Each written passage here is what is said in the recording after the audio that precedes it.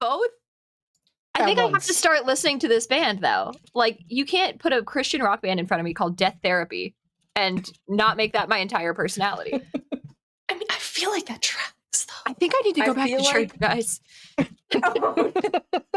Is this not the church? Is this not our church right here, right now? This is our church right now. This is my religion, and it is Regency Monsterhearts. Yeah, it is. Yeah, you can quote me on that. Thank you. 3 churches in this city, so They do. We're religious as hell. yeah, 3 different places. So Literally, in some We have places. 3 church. Wait. Church Yeah. of the Once you Sun, have 3 churches, Church of the Moon, the Infernal Church. one of them is literally church as hell. Heavy campaign. Wow.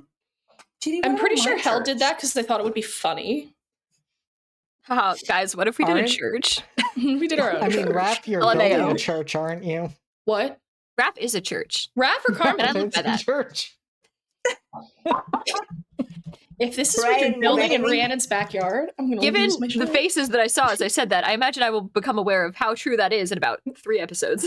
We just smash took me cut a to second. Carmen building a church out of junk in their If that's backyard. what's in my backyard, I'm going to lose my mind. Yeah, this Rap is like built raccoon church.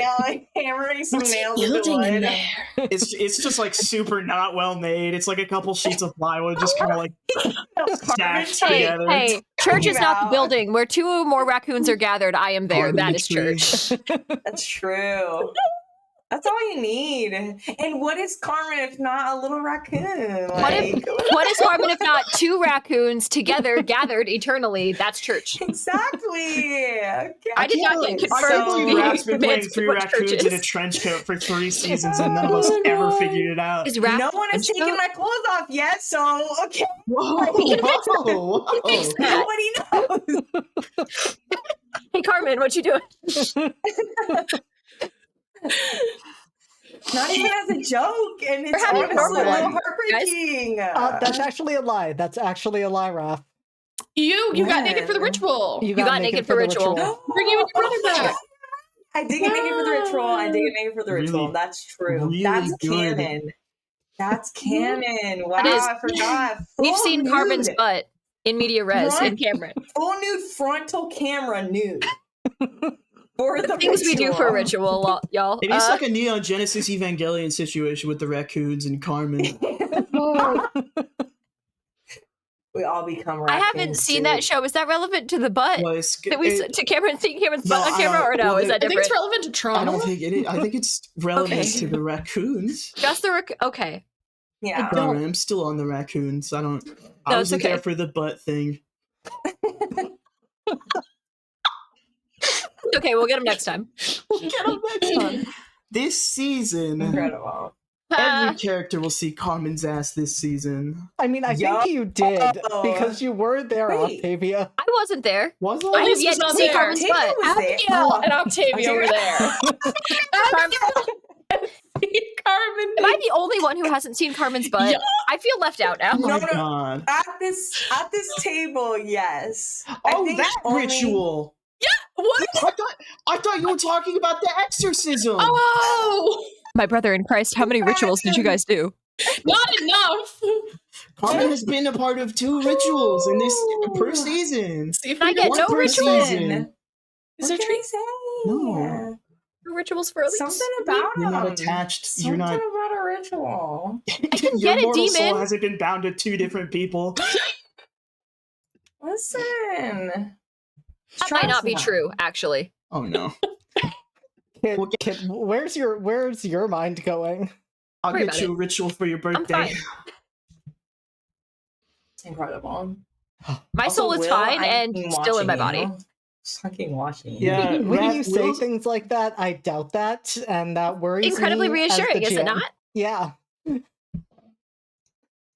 I've done Wow. incredibly sane and normal things this season, and I will continue to do them. We just started. Correct. We haven't even started. We haven't even True. started. I don't know. All Anyway. of you sent me some pretty unhinged things. I feel like as sent you we headed perfectly into normal this. stuff. Yeah, my stuff was very I'm like, normal. here's Okay. perfectly normal stuff for me to be doing. I believe you. My stuff was normal. Thank you. Was it? Okay, like Carmen normal or normal? Carmen normal. Okay. There's only one type of normal. Oh no. It's fine. Listen, Steph, you accepted the stalker gifts, so you did. know what? Yeah, I did. Random Who doesn't did help. this? Who did this? I just noticed it. Who did this?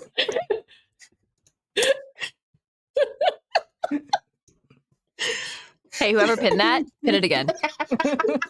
I Will, swear to God. obviously. I was like, it had to be Will. No! I'm had gonna to assign be. you the babysit Carmen table? That's my job. If I have to be You're here, failing. It's because Incredible. Turn I zero trust him plays. now. I that, babysit maybe myself that's now. Octavia's list that she gets on her sheet is how many Carmen she's babysitting at any given. It's true. No, It's 3 no. Carmens, they're all raccoons. There are I raccoons, think, one I turned think I should invisible. put Carmen in the weapons list because of season 1's finale. I mean, To kill that dad. Hey, Carmen, Dad was kill the dad? tasty. What? Hey, Carmen, you want to kill a dad? Listen, I've done it one before. What's another dad? You know what I mean? What's another dad? What's I'm another two for another dad? dad needs to be killed In the at grand scheme of stable. dads. 2 for 2, killing dads that aren't my Listen, dad. there's a lot of dads in the world. What's one Lot of- less? You know You got what a I real mean? killable dad, you know? There are plenty of dads in the sea. When did we Not become if I have anything to say about 1920s it. Mafia Monster Hearts game? Don't worry about Hey, forget about it, Rhiannon. Forget about it. Oh, I thought we were doing 1820s, 1920s. I get them confused, you know? We're doing Listen, the plot regular. twist is that JD did include a magical heirloom that will transport our characters in Table 1 to the 1920s. So We just have to I find thought it. we had agreed on this. I was And that'll actually be season 4, Raph. So like, stop telegraphing the plot. Sorry. God damn it, I Raph. did sign an NDA. You can fire me at any point. Give us We've done one the main secret. plot in 3 You're getting paid? seasons. The rest is just AUs. It's all AUs. It's been AUs the entire time. Mhm. That would be amazing, actually. Oh my God. Okay. Reset the characters, different setting, go. How many PBTA games can we do? All of them. Monster At Hearts. once. It's Monster Hearts Season is of PBTA. Secrets and Masks? Question mark? Oh God. A secret is a season of masks and shadows. All right, okay, I'll allow it. Okay, I'll allow it. The okay. flow is there. Okay. A secret, Not a season familiar. of supers and shadows. What are we even doing? Oh What are my we God. even Oh my doing? God. It's about What to be is wrong with all of masks us? and mysteries. Let's go. Bye, guys. Official Secrets and pitch. shadows. God. It's been Someone real. show It's me been a fun. goddamn My green Adderall's light. not kicking in fast enough. Okay. It's okay. You can say Peg on stream. I What? just wanted to clarify. for Should chat. we? We're Out all of, going. out of Nay, the I mean, left we? field? They just did.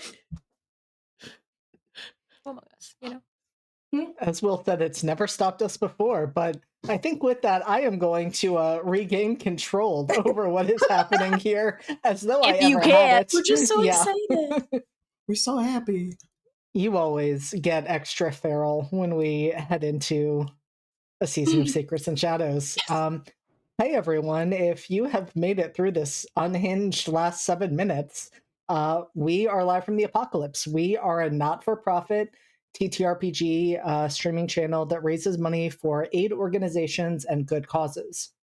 Currently, we are fundraising for Doctors Without Borders to support the very needed and important work that they are doing in Gaza, as well as other places where atrocities are being committed. So at any point during the stream, we invite you to throw whatever money you would have thrown towards us through a subscription, through bits, any of that fake cryptocurrency, and instead put it directly to Doctors Without Borders. You can either find that where the subscribe button would usually be, or you can type !donate at any time during the stream for that to pop up if, say, you're on a mobile device. If you do that, the McElroy brothers will yell, specifically at me. So if I'm in the middle of monologuing, that is a great way to throw me off course and maybe stop a horrible thing that is about to happen. I wouldn't do anything horrible. I don't know what you're talking about. Nothing bad ever happens in this game, and you can trust me on that. Look at Raph. Raph is very much supporting me. Yeah, and- just had fucking fun. grip it and rip it, baby. Slop that down, dude. Shit, yeah, dude. Crack one for the big boy. Thank you, Cass. You are amazing. So yes, that is exactly what'll happen. It'll throw me off. The cast may scream in solidarity of the screams that I'm hearing through my headphones. We, as I said, have put the donate button where the subscribe button would usually be. You can find the subscribe button if you seek it. I would advise against it because if you do that, beloved Dimension 20 Dungeon Master Brennan Lee Mulligan will kill one dog. One dog. Raph, no. Stop it. You're just really excited for that. Are you good? Are you good? Okay. One dog for every month. You've been subscribed. Don't encourage them. They are a menace. We are trying to address this. We are trying to fix this. They are going to cause enough problems on purpose. And accident. I mean, if we're honest. Last thing that I'll just put out there, my cast is going to hate me for this. We have ways for you to use channel points. You can redeem good stuff. That will make good things happen. You can redeem bad stuff. That will do exactly what it says on the label. We had 3 bad things redeemed before we went into the finale. Cass gave you good stuff because they're kind. I'm not going to bring back the 3 bad things that we didn't use in the finale, but I am going to point out that the reason we didn't use those is because you did this to yourselves, and I didn't have to do anything bad to you as a result. So, keep that up, and maybe I'll just add some fuel to the fire. It's fine. Don't worry about it. Will is primed and ready to go to give us some bad stuff, but I think with that, I'm going to invite my lovely cast to remind us of who they are playing, and what their current playbook is, though I don't think anyone here changed between seasons. Starting with you, Kit. Oh gosh, it's me? That was a joke. Hi, I'm Kit. You can find me most places on the internet at KitRoll. Tonight, as with all nights, I'm consistent around here. I am playing Elise Clarendon, who has always been, as you have seen her, and will always be, don't worry about it, a vampire. Wait. Yeah. You were a mortal. You were playing the mortal playbook because it was Oops All Mortals, right? You Don't were worry a little about guy. Yeah, but I did also end last season Darkest Self, so I'm not here to play games, JD. I'm no longer here to fuck around, actually. Now you're here to find out. Damn. I love that for you. Speaking of someone who has done some fucking around and finding out, Steph, you are up next. Did I fuck around with? I've just been finding out this whole fucking time. Hi. I'm Steph. I play Duchess of Astolat, Rhiannon Serena Carewood. She is, and still is, the witch playbook. She is nothing but consistent. We'll see if that continues for the Why whole. would it not continue? I couldn't tell you, but stranger things have happened. Okay. Mm-hmm. And speaking of strange things happening, JT, you were up next. It's a very, very interesting segue, JD. Hi, I'm JT. My pronouns are they, them. Tonight, I will be playing Queen Octavia Frostpin. As always and will always be, on the verge of a breakdown and the Fae. That was a wild choice, JT, and I respect and love that. She has been stressed since day one. Good. I'm glad. Oh.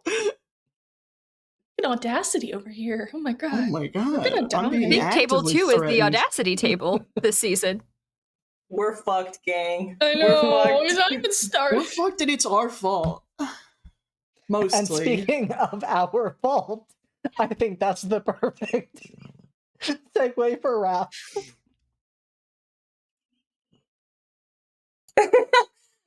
Hello, my name is Raf. I am playing Mr. Carmen Deloso tonight. I am currently the daddy. The daddy. The Infernal Playbook. And I don't know what JD's talking about. Everything's really good for me, honestly. So it's all coming up, Carmen. You know, you took the words right out of my mouth. Thank you.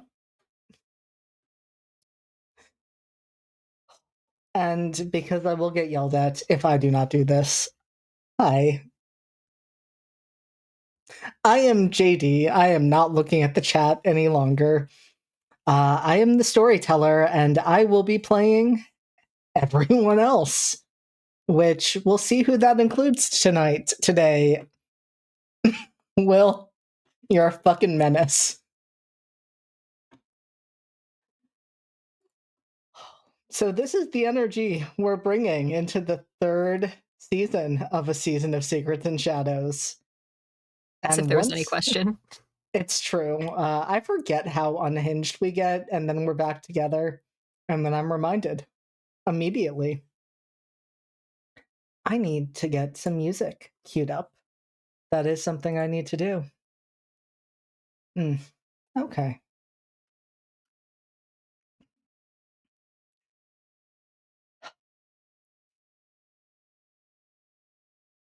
Okay, Will. Okay, what if I say, Will, you're wrong right now? But we don't want to It's lie on true. stream, JD. It's true. Will has never been wrong a day in his life.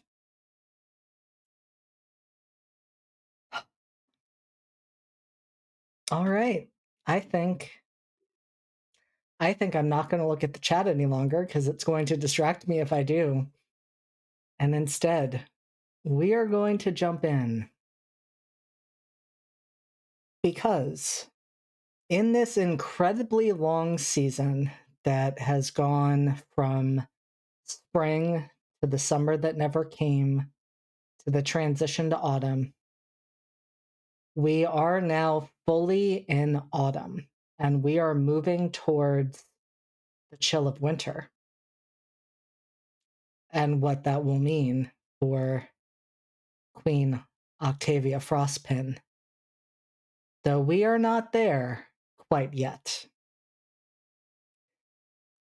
But another month has passed since the events of last season, and what events those were.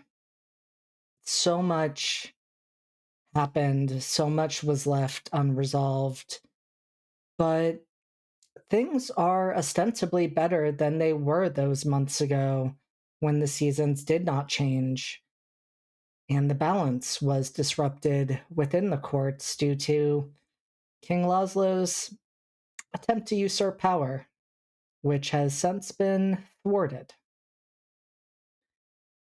Now, though, now the trees are bare, the leaves in scattered piles throughout the city, caught by the wind and blown to and fro. And many residences have candles in the windows to protect against the increasing night as darkness takes hold for longer and longer. There are carved gourds as well, lining stoops and near doors. And much as was happening last season, many residences have also added layers of protection. Salt along windows and doors, sigils placed as barriers, and after the tension with the Fae courts, iron has become much more commonplace, woven into doorways, melted even into doorknobs in some cases, just in case. And silver as well. Well, that is due to one of the actions of Horatia de Villiers. But Horatia has not been seen in months, and with Isaac Connolly back in custody, the fear is not quite where it was, at least not about those particular threats. No, the current threats are different now. People disappearing and reappearing. People disappearing and, well, not reappearing. Moments where other worlds bleed in, the unnatural saturation of the colors of fairy appearing for just a moment, the smell of sulfur and brimstone from hell, the blinding light and raised voices in song of heaven. Just appearing in those fragments for moments, never lingering for much longer. Yeah, Justin, had fucking fun. grip it and rip it, baby. Slop that down, dude. Shit, yeah, dude. Crack one for the big boy. Thank you, LC. Ah, And thank you, Raph. And thank you, Kit. Good work.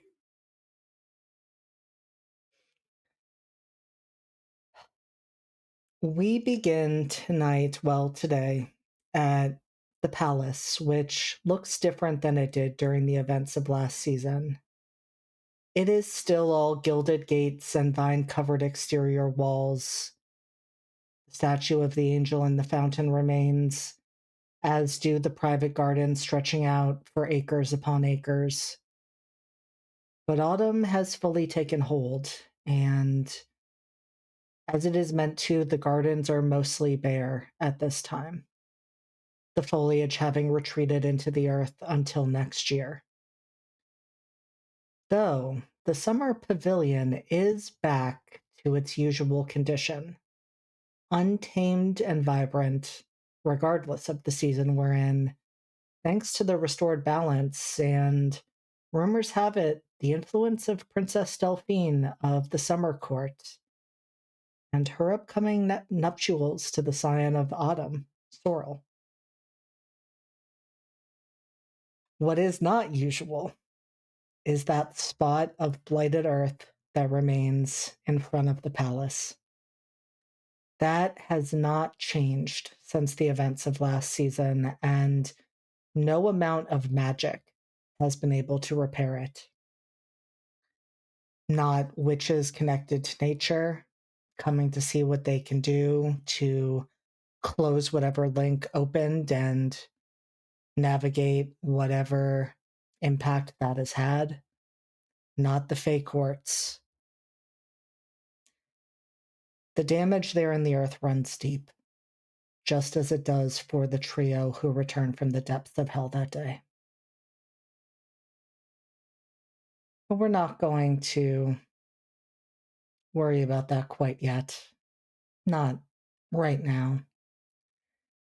Instead, we're going to move to and through the pale gray walls of the palace, inside, down the hallways, until we finally reach the room of Miss Elise Clarendon, who is seated at a desk, finishing a letter that I would love for them to read. absolutely. I think Elise is finishing up a letter. I think there's like the big bay windows of the room have been thrown open, despite it starting to get quite frigid in London. And there is a fire already going in the fireplace. And she's finishing up this letter. Ink stains on the edge of it, on her hands, probably at some point, one next to her eye that she hasn't noticed is there. She's clearly been at work on this or something else or a lot of things for a while. But finally, after a long time, she'll finish the letter. It seems to be satisfactory, and she will fold it up and go over to the fireplace. And upon folding it up, I think there's the camera would see some sort of sigil or something on the back side that is now visible as it's folded. And she will throw it into the fire. And that letter is as follows. It is addressed simply, Darling. I hope this letter finds you, as I hope all my letters have somehow found you, safe and simply unable to respond. I am well, in more so than body more so than mind, though I am reticent to air that too loud, lest it be construed as complaint. The estate remains in the best state I can manage it. I'm learning much through necessity, but the people seem to at least be happy, so I shall consider myself not a failure in such matters just yet. Rhiannon has been invaluable help in my understanding of all the many logistics and paperwork. It's quite a lot, but I'm confident you will have an estate to return to when this is all done. She, of course, has the added facet of a ghost in her attic, a fact I do not envy her, but he may also prove useful in understanding what has broken between planes, so we hold out hope, I suppose. Carmen seems to be coming into his own, though I suppose I did not know him much before the season to say if it is his same own as before. But it has been a blessing to have that kind of energy about. Our hunts look much different without you, but they have been much needed. I wish I had more of an update for you on our friend Mr. Black, but I have hardly seen hide nor hair of him in some time. I might say I was concerned, were I not aware there was a wedding to plan. I imagine that is also what occupies Lady Primmer's time, though I have seen only slightly more of her than of Dorian. My skill at cards is surely lacking for their absence of the estate, but I imagine that will right itself with time. Octavia has been around, though we've hardly had a chance to speak, what with her newly assumed title and the responsibilities that come with it. Knowing how hectic things have been for their highness, I can only imagine the same is true for Fairy's newest queen. You could see Abigail now. She's always seemed to want to give the Modiste something to talk about, and lately she's outdone herself. We've been in contact. Seems there are things even I can do for a devil, and in turn, hopefully these letters may actually be reaching you, wherever you are. Douglas is as he always is, ornery and hungry and a damn good horse. I cannot imagine to come close to the place of his person, but I have kept my word to keep him well treated and out of hell. He has stabling at both the estate and the palace, and frequent runs and hunts as he wishes, or as I need the wind in my face to clear my head. Suffice to say, he is in excellent shape. Veritable cabinet we have assembled is meeting shortly. Their Highness, of course, as well as myself and a few of those who represent various courts and the like. The new seneschal is to be attending as well, though I've yet to see her in our meetings so far. Apparently we're meant to be welcoming some emissary of heaven soon. I've not a clue what that will look like, but if they can help fix this, then I will welcome them. Progress is slow. The planes are apparently finicky things, ill content to be studied or questioned, but it's progress nonetheless. Something has changed at a much larger scale. People are still being misplaced or spirited away entirely. There is so very much to be done to fix this, but we are doing everything in our power. We will bring you home. Until then, Elise.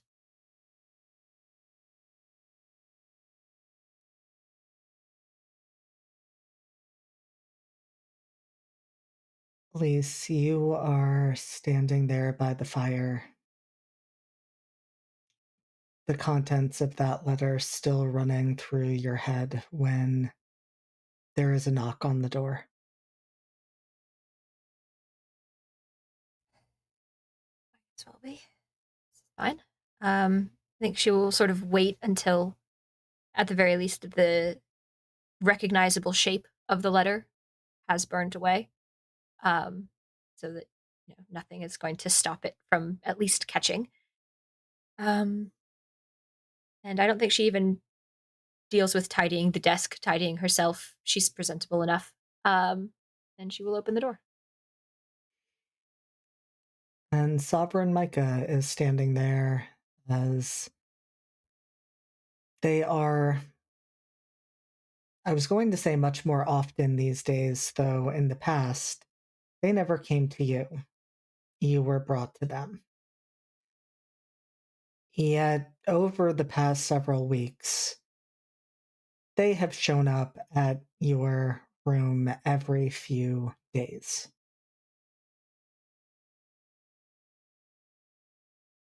And they take in your appearance, the ink smudged on your face and simply ask, "May I come in?" Yeah, she will simply open the door and step aside the like wave of a hand. Like clearly this is something that has happened before, needs no introduction. Yeah, I'll let them in. And they walk in, they pace a bit around the room, just taking things in. Not so much taking inventory, but certainly looking to see if anything looks or feels different. And then they move out to the window, looking out of it, arms folded behind their back, and just ask, "How are you doing today, Elise?" Busy. As always. Do we have any news lately from the council?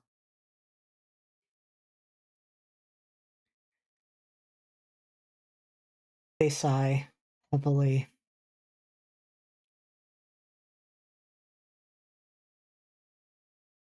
Not the type of news I would wish to bring, and that is not much by way of news at all. But you haven't answered my question, Elise. You are determined to keep yourself busy, and that concerns me. Would you have me do something else? Would you have me wallow? Would you have me lock myself in these rooms and do nothing with my time?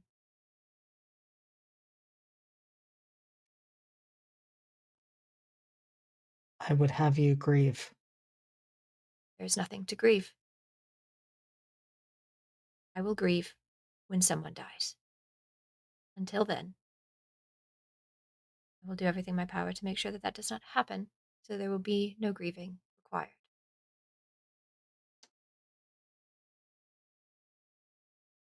And how long will you wait, Elise? Years? Decades? Centuries? How long would you wait? If it were yours.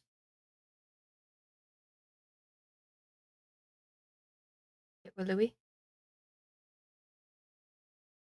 How long would you wait, Micah?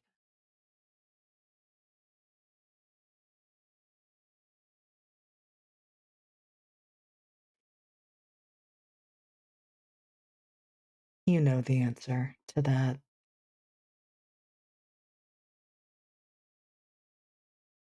Or perhaps you do not, Elise, because I have grieved, and I have grieved plenty over my years on this planet. And so you are correct. I would not leave a single stone unturned. But there would come a point where I would need to accept that in order for me to have life, I cannot be trapped in the same spot indefinitely, waiting and wondering.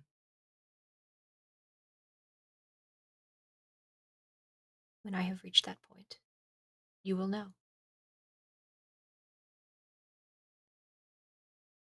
Until then, the life that I have, as I maintain it, there's a very pointed look at Micah, is this. I will do with it what I can.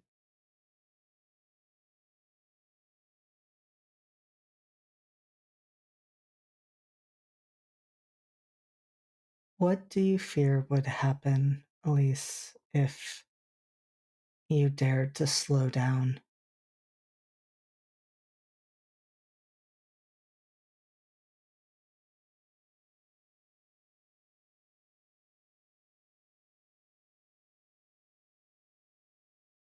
I don't have the luxury of missing anything, of not seeing some piece of information that could fix this. It's my fault we were in hell when we were. It's my responsibility to fix that part of this. Slowing down is not an option, Micah. It is not something that I am choosing not to do. There is some way to fix this, and I miss it because I took a break, because I grieved. No, I do not live in so much as most do, but I could not live with myself.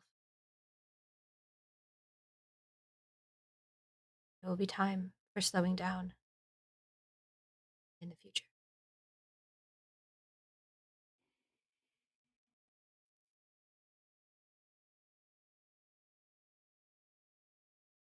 That is one of the things that also concerns me, Elise. Because when you don't slow down, when you don't take a break, that's when things begin to fall through the cracks. There's a balance to be struck here. It is not moving all of the time or missing everything. It is not just crumbling, but that is what I am afraid of. That if you continue to push yourself like this, you will miss something, and that will make you shatter.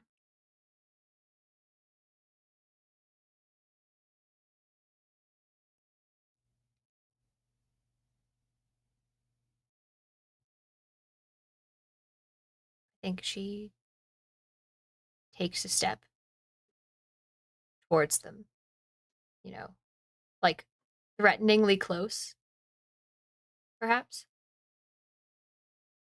And I imagine Micah has a few inches on her height-wise, but there's an energy that Elise has been carrying for the past few weeks that does not matter, I think.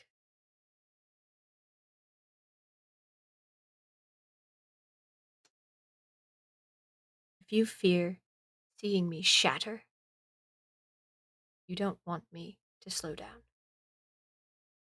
You don't want me to have the time to think about this. You want me in that cabinet. You want me doing research. You want me thinking of anything else. Yes, there's a possibility that I miss something, that I break. But if I stop to think, really think about this, that is inevitable. I'm doing you and yours and the rest of London the courtesy of not letting that happen. By all means, if you would like me to take a break. You are the monarch, say the word.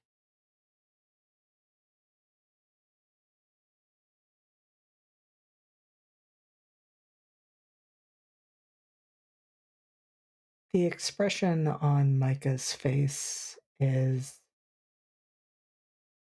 one of deep sadness. And they nod.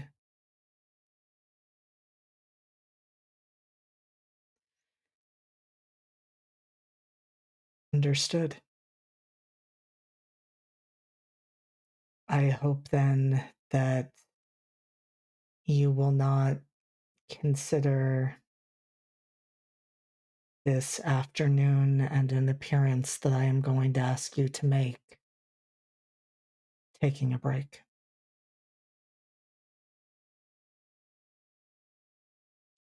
It is the engagement party of Princess Delphine of the Summer Court and the Scion of the Autumn Court, Sorrel.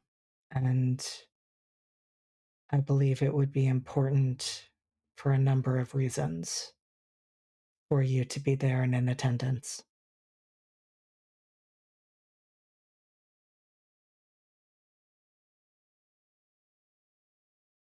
She sort of takes a step back. And as she does, I think there's enough space between them then that they could see her fiddling with a ring. They smile. Far be it for me to be above keeping up appearances. It has been my goal since I've been here, yes? When do we leave?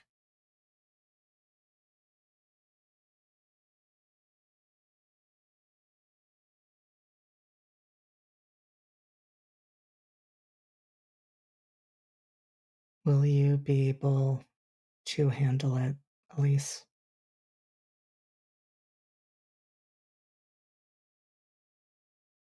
Don't worry about me, Your Highness. I will be fine.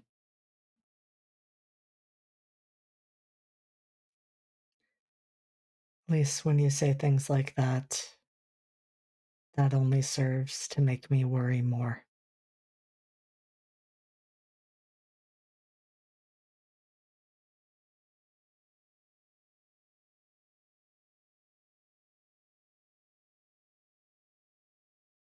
Do you trust me to go or not?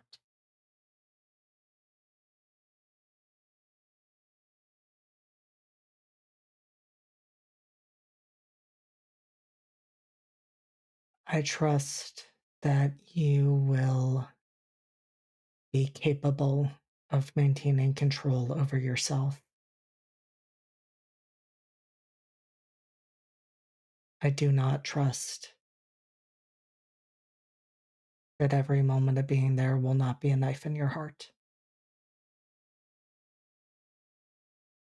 I don't think there's room in my heart for another.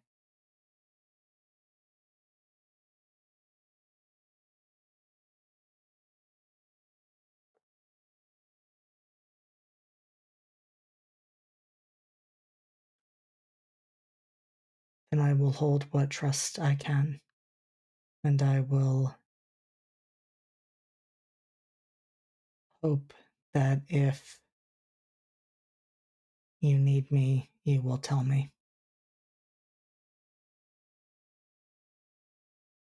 Of course, Your Highness. And they curtsy.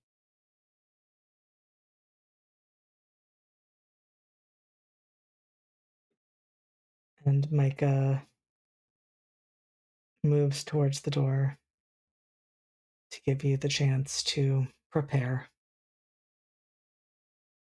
and does not stop unless you say anything further to them. Lisa said what she's needed to.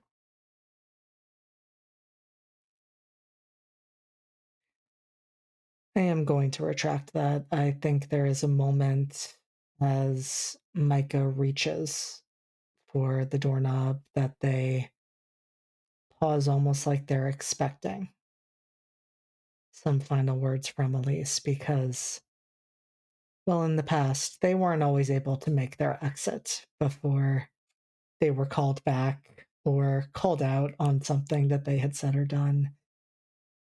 And it's almost automatic that they just stop. But no words come, and they open the door and step through.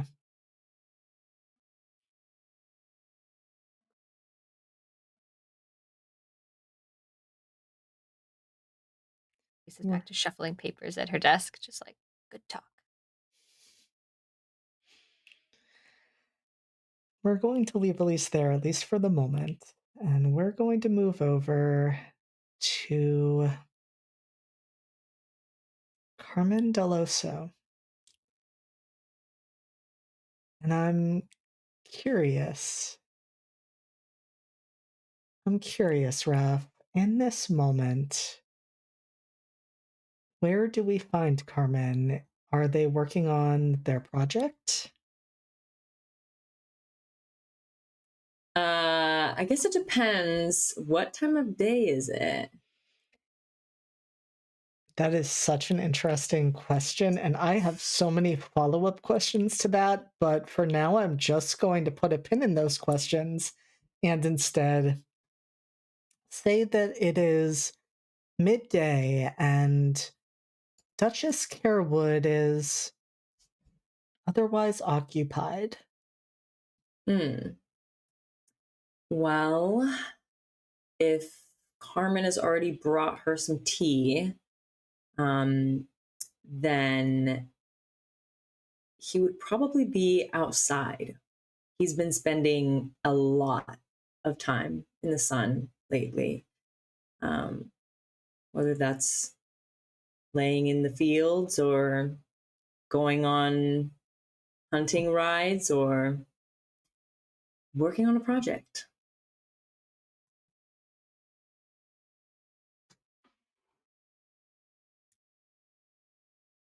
So Carmen, I think my first question for you...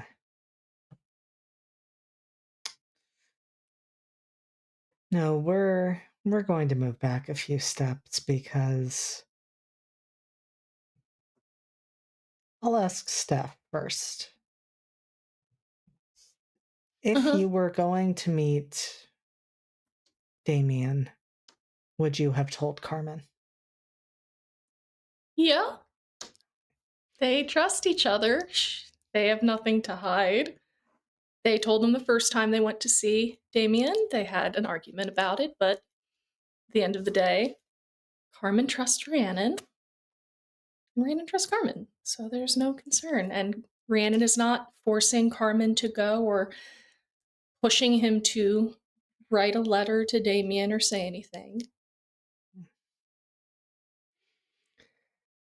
And so, Carmen, you know that Rhiannon has gone to meet up with your former brother.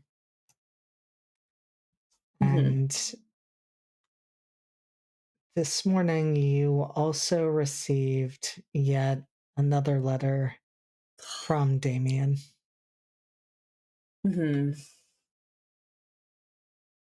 Which Carmen would have looked at the letter and without much thought lit the candle on his desk and held the letter over it. And then probably continued on his day, which was, I think today, laying in the field, looking at the clouds. Quite beautiful in the fall. Carmen, you are laying in the grass of the field. You are looking up at the sky and maybe even thinking about times when you were younger and you and Damien would do this exact activity and tell each other what you saw.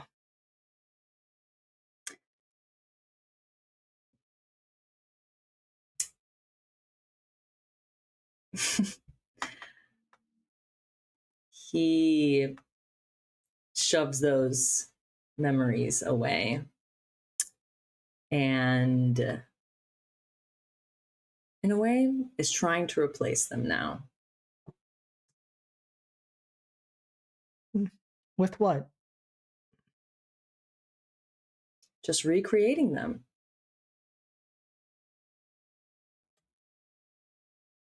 Without Damien there.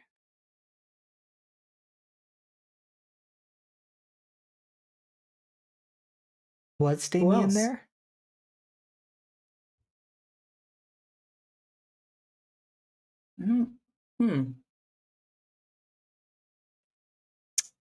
Then I suppose I'm just returning to my childhood, which honestly, if Carmen recalls correctly, spent alone a lot of the time. Hmm.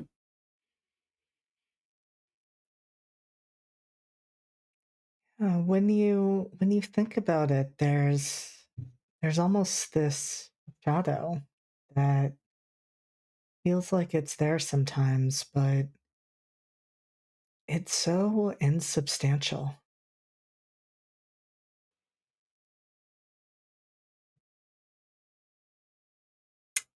At this point, the clouds hold more precedent, so.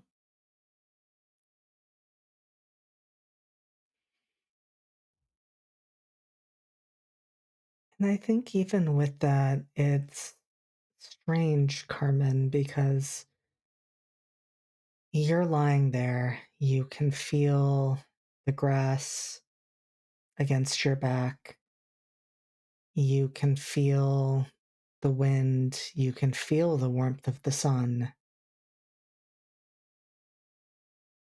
But it feels so removed. It's almost like there's a layer between you and all of those sensations. Everything just feels a little bit muted.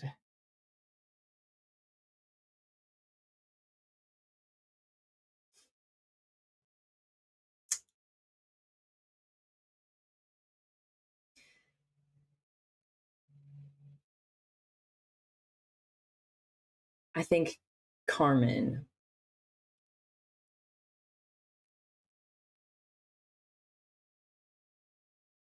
continues to lay in the field for a while, forcing the feeling in, forcing the feeling of the grass and the feeling of the wind and the feeling of the sun.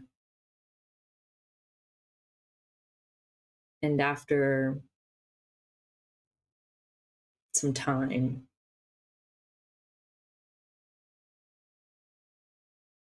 he grips onto the grass and just pulls it out as he just stands up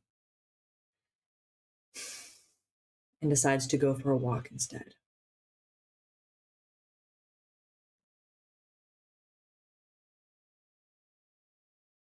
Carmen, you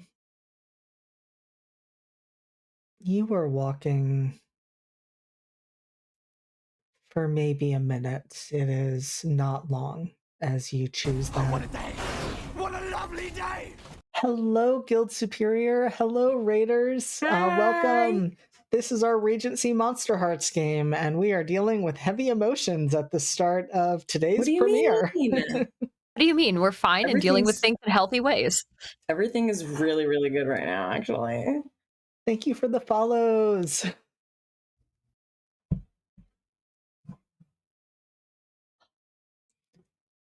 And so our lovely Infernal is taking a walk as they try to process the fact that the world around them isn't feeling quite like the world that they're used to.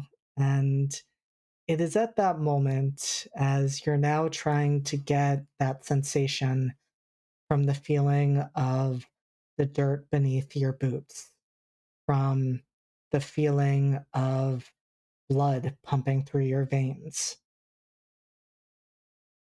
that you hear a familiar voice say, "My son, what is troubling you?"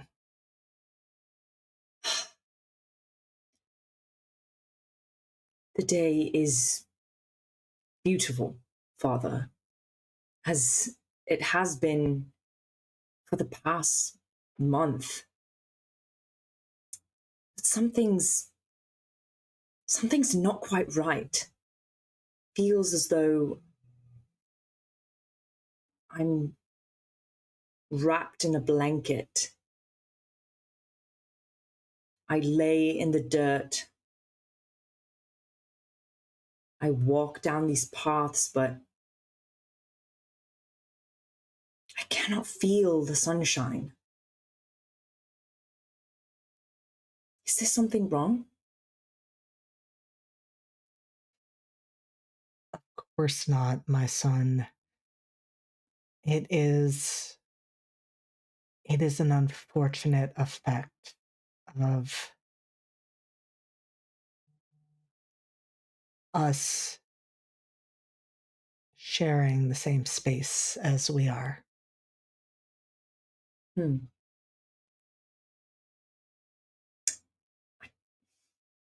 Strange. It wasn't like this with Damien.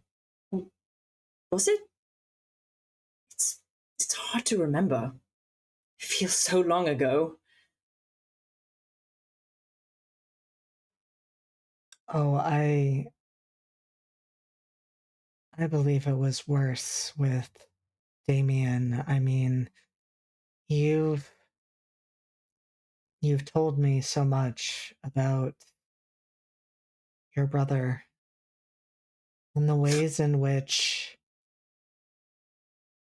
he made you do things that you never would have done otherwise, the ways he controlled you. I would be amazed if he let you feel anything. That's right. I'd forgotten. And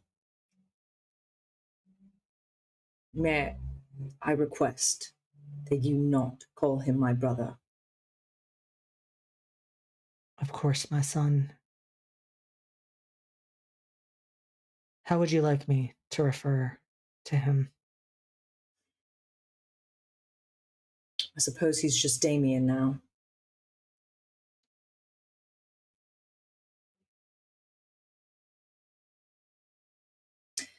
And I suppose I should be grateful.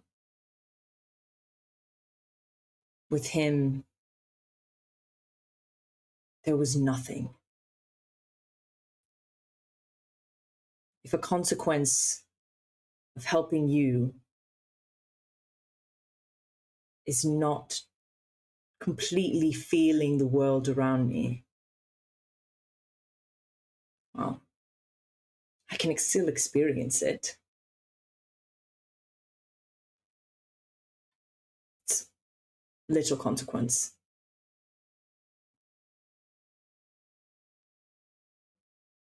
And I am deeply sorry that that is a consequence, and I am grateful to you that you are willing to accept it as such. People every day would do anything for their gods, for their even less than their parents, their friends.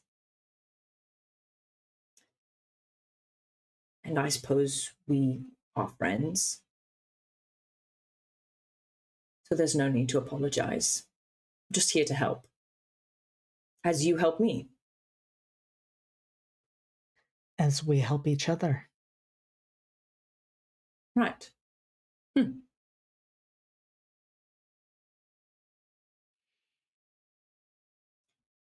How about we spend some time getting to work on that project? I suppose now's the best time. Rhiannon's away, so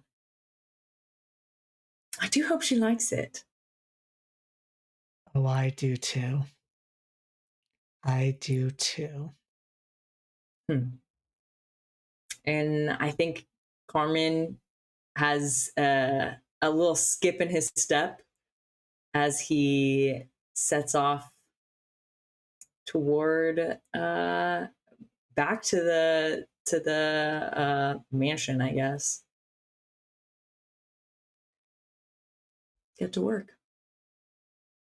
And what do we see, Raph, as Carmen's project comes into view? I think you see Carmen passing through the gate toward the back garden where the ritual over a year ago, has it been a year? Honestly, it's so hard to remember. The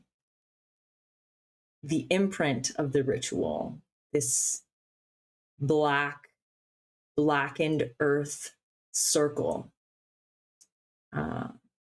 in the back garden, which was bare, has been bare for a while, now has the slightest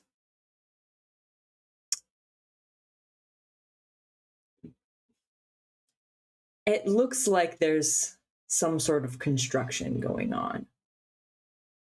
There's wood laying about,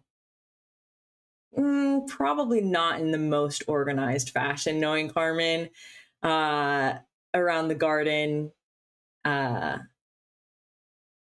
He brings a toolbox from inside. And I think at the center of the circle, we see the beginnings of some sort of platform, circle within a circle. It seems to stretch out just before the edges of the black. So there is this ring of the blackened earth around this wooden platform. I think inside the toolbox, he pulls out a pretty crudely drawn sketch of his plans. There's a second paper with a list of things to do. Some of them have been crossed off. And he picks up a piece of the wood,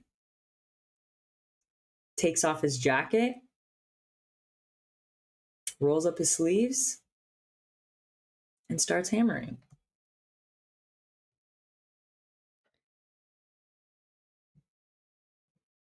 And just before we pull back from Carmen and leave them to their work,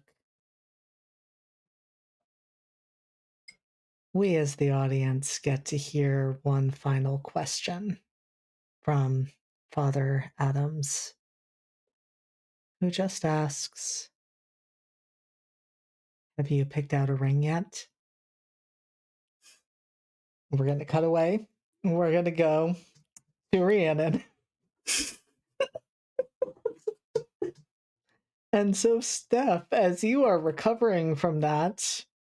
No, okay, no, yeah, what? You good? I'm gonna die, okay. This demon's gonna kill me. That's fine, cool. This demon's gonna kill me. Where would you go to meet up with Damien? I think initially, since they've been meeting, Rhiannon would have suggested the park. So unless Damien had a preference for somewhere else that was maybe more removed, but it's a big park. I mean, there are several big parks in the city. Just somewhere out in the open, nature, where no one could really like accuse them of going somewhere in private because, you know, she's still unmarried. As Kit just mouthed, for now. It's great. It's great. It's fine. And so you see Damien, and he is as he has been most of the times you have seen him. He has let his dark hair grow out a bit longer.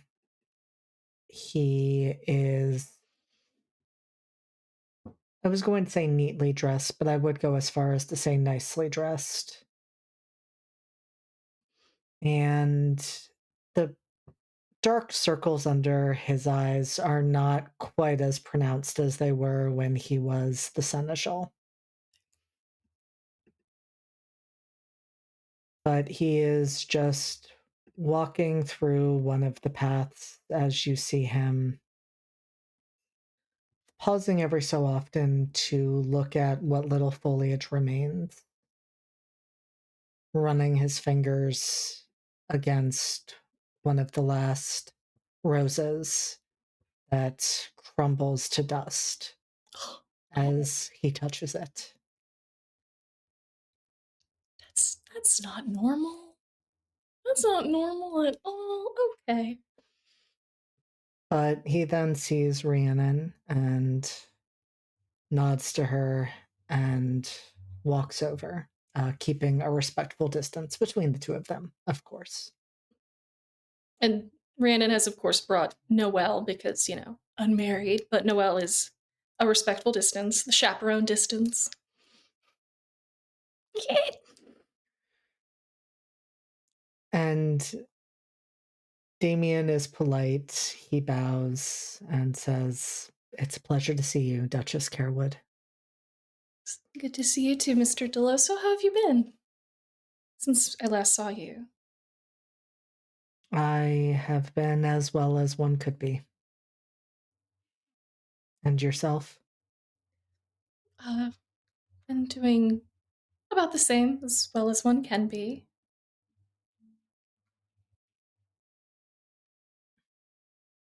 And how is my brother? He seems fine. He is working on a project in my back garden. He says it's a surprise. It seems like he's attempted to learn carpentry, so it's good to have a hobby. We've spent time together. He seems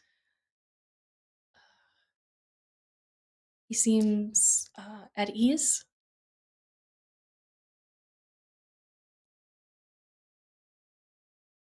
I am glad that the two of you have one another.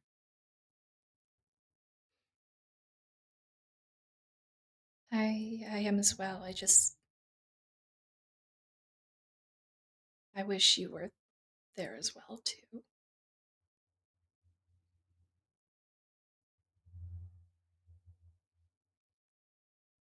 I understand why I am not. I made my choices, Duchess Carewood, and I will stand by them, no matter how misguided they were. I think the only misguided factor of them was how it started, but you are not wrong to stand by your convictions. I wish I had been brave enough to do so as well. And I am still very sorry that I was not.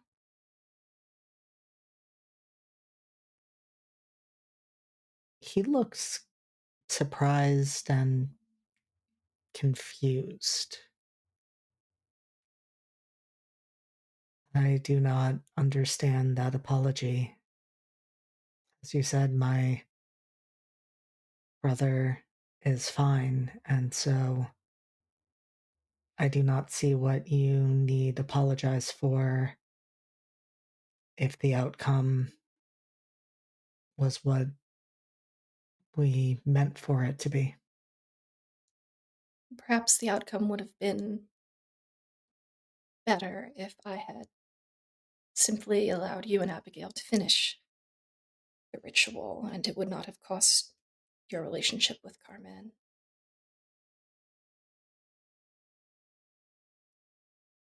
Or perhaps my brother would be entirely alone, as I do not know that they would have forgiven you for that, just as he has not forgiven me.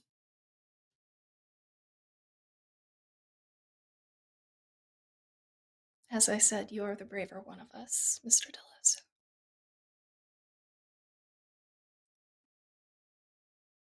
The two of you have been walking, and he pauses almost mid step at that so that he can turn to you.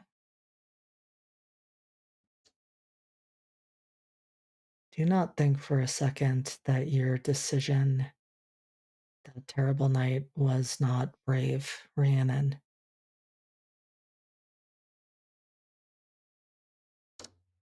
That is the hardest thing to do, to see someone you love making a choice that puts themselves in jeopardy, and to let them make it, rather than take that choice from them like I did.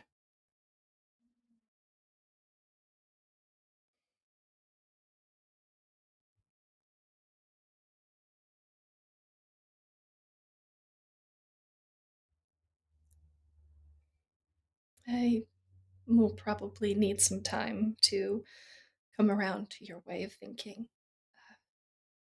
When I sought to return you both to your bodies, I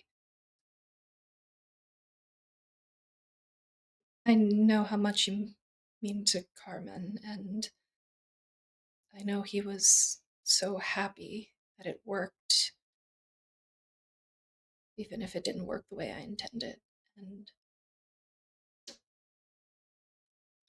that is not your burden to carry, Mr. Deloso, but I will do what I can to see about trying to find a way towards the understanding, if not a reconciliation.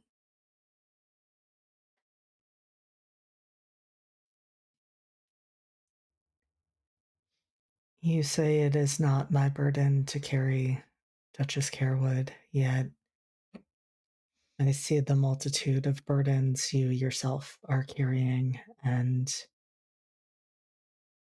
I would like for there to come a day where you can put some of those weights down. I don't know what that day would look like, but I hope it would be a happy one. Sorry, I didn't mean to bring the mood down immediately on seeing you. I said I would try not to do that. You and Julius have been well? I know you've still been spending time together. It's busy as they are with the palace and the palace, yes. Well, they are much less busy now, as am I, given the fact that neither of us are currently the seneschal. We have significantly less duties, but yes, we are well. I'm glad to hear that. I hope you're able to continue to enjoy the new life you each have found away from those responsibilities. Will you both be attending the engagement party that's happening with the summer and the autumn courts? We will likely not. There have been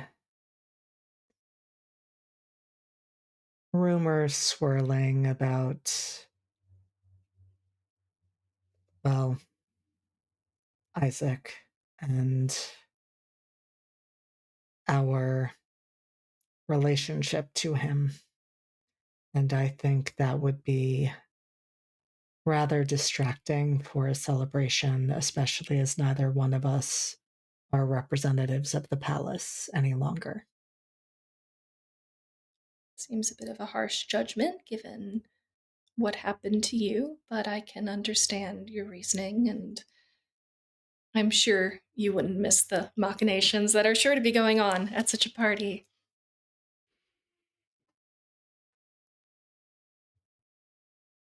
And as much as I would like to see my brother, I do not think my presence there would be welcome. And I would rather not cause you or them any stress.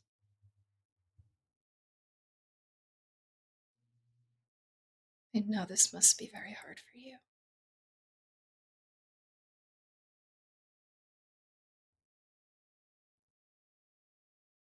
It's not easy.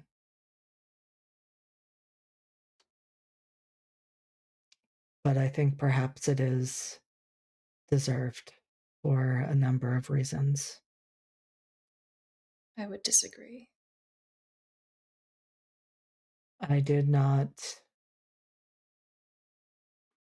treat Carmen with the respect that he deserved, both when we were tethered, nor when I chose to put that collar on him. I will give you the I- collar. I I will. I'll give you that situation. I meant I don't have it. Why would I give that to you? That would be awkward. Sorry. I should have phrased that a lot better.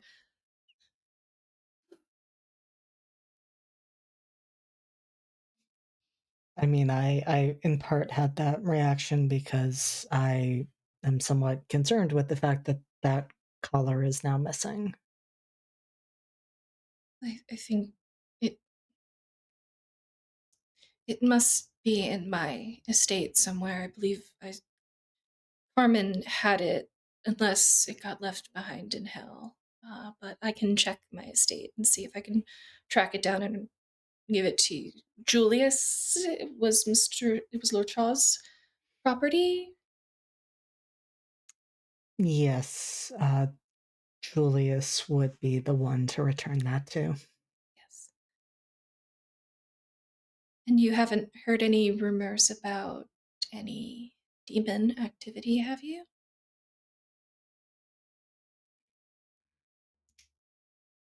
I haven't, which concerns me, but I am also not as connected to that world. I would imagine, despite my attempts to gather information, I would be one of the last for those rumors to come to my ears. Well, if you do hear, or if you or Lord Shaw hear anything, I would appreciate it if you could give me a heads up. I don't like not knowing where certain pieces on the board have scurried off to.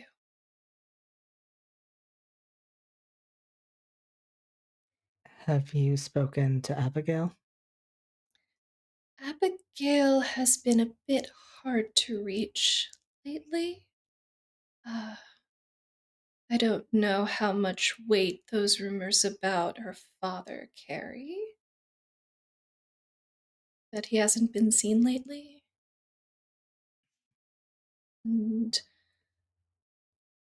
I don't know if there's any truth to counting him among the missing. I have not heard either way from her. And I wouldn't want to put another burden on her head after what she helped take up for my sake.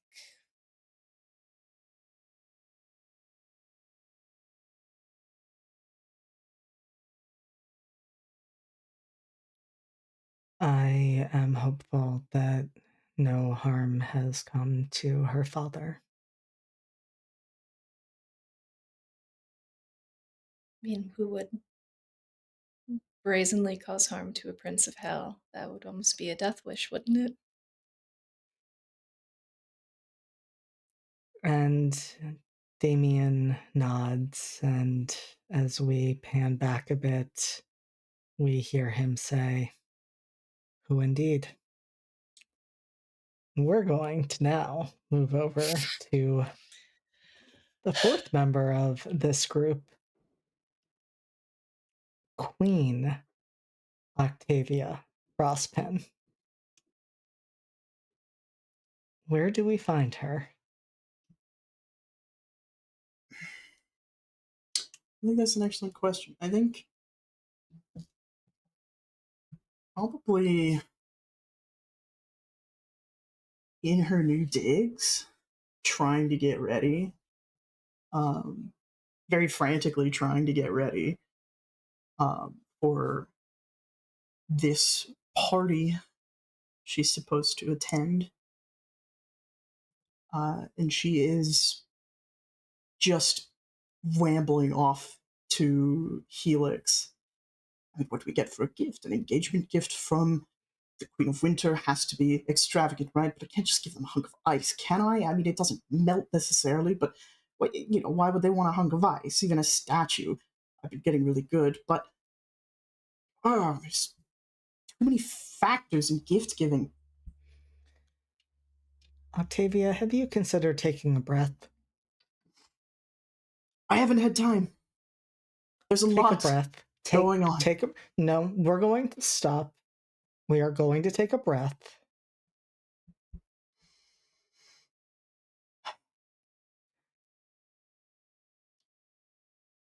Please don't give them a block of ice. That would not Just be a a respectful block gift. of ice, a statue. Like of their likeness or their engagement moment.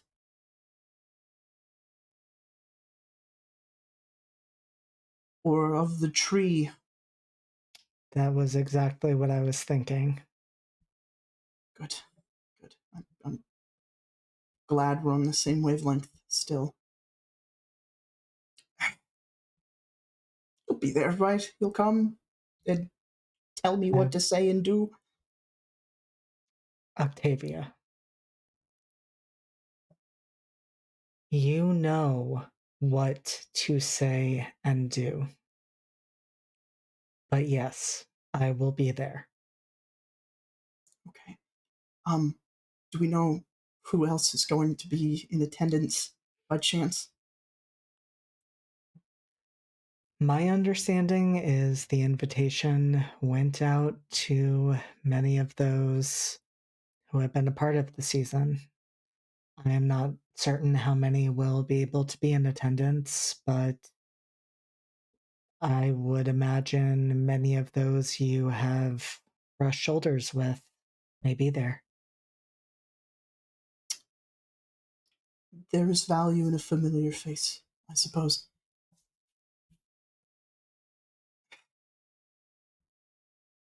Now the matter of what to wear. Less anxiety-inducing, I suppose. And as you're mulling over that, Octavia, there is a knock at the door, which Helix answers because you are the queen and should not be interrupted. And they walk over to you with a concerned look on their face.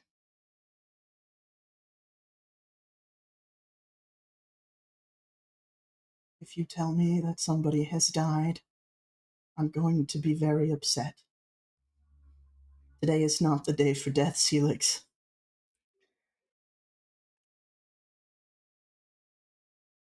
Not precisely.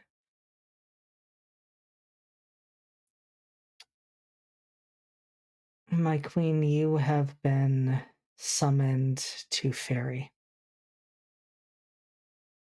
What, fairy?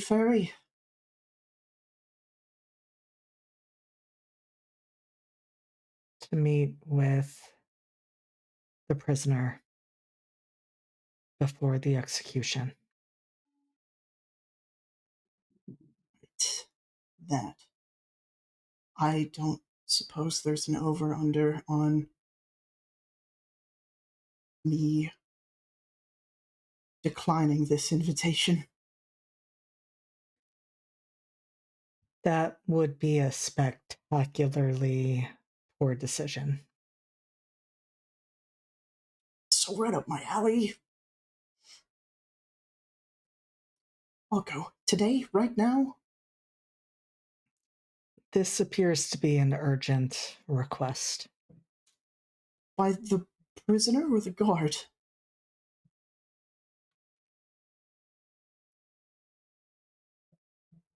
From the former queen.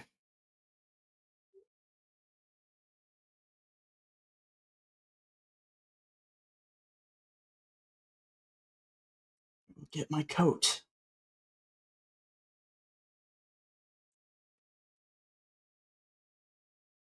And Octavia, as the queen of the Winter Court, it has become much, much easier for you to easily step through into Fairy. Indeed, all you have to do is touch the glass of your mirror, watch it frost over, and then push your hand through, and you can step right into another realm. What do we see as Octavia, as the queen, enters what is rightfully her realm?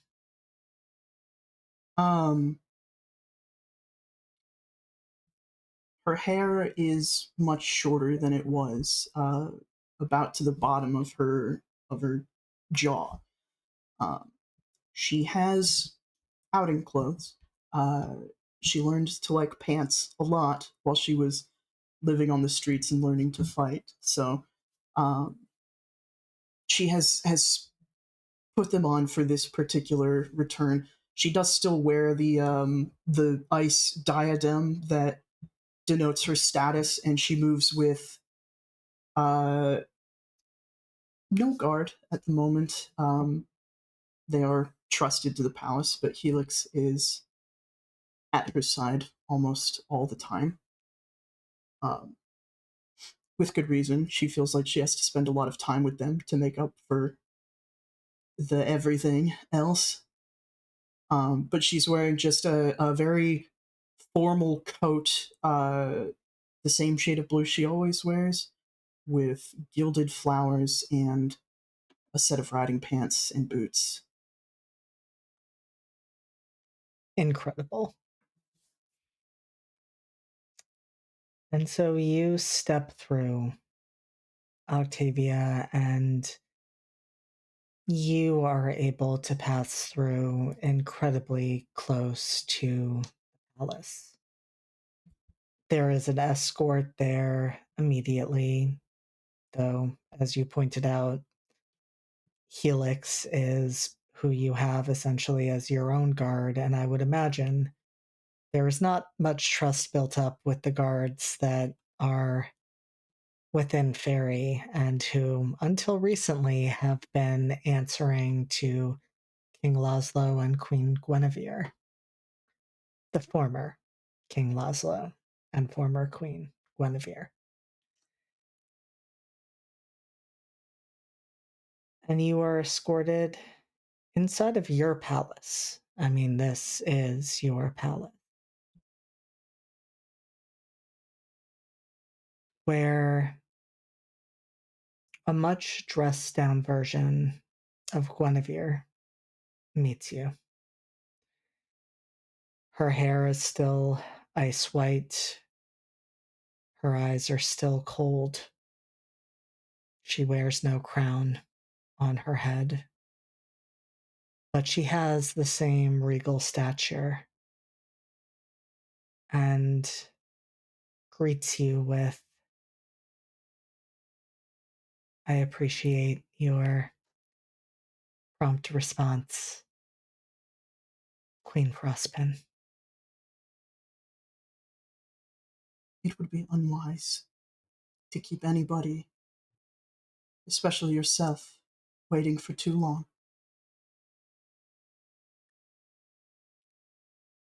It is simply procedure that the regent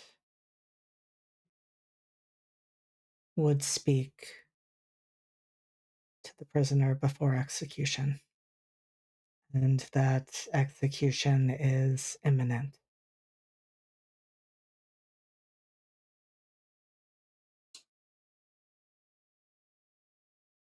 An unfortunate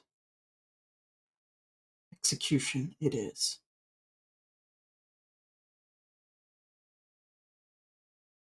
And what do you mean by that, Queen Frostpin? I cannot speak to the exact rationale that they had, but by sound of rumor, it is as though Reynard was not particularly kind to them.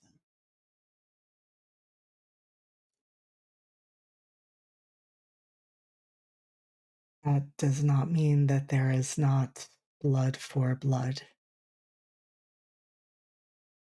Of course, I wouldn't dream of upsetting that procedure, but one can sympathize, can't she?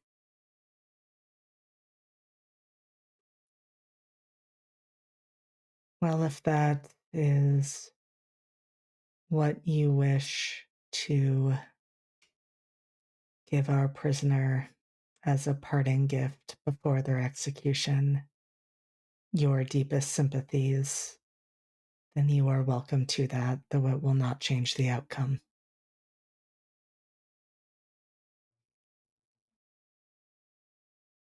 May I ask you a favor, Lady Guinevere?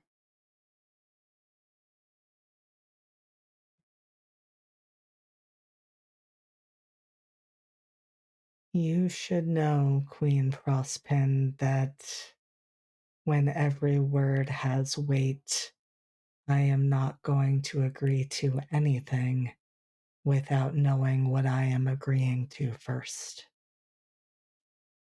Of course. I wouldn't dream of making you promise anything to me. I would just like for you to speak your mind.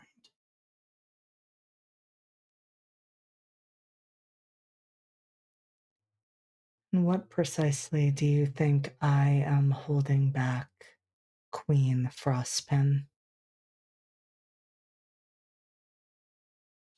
Why, Aunt Guinevere, if I knew that, I wouldn't have to ask, would I?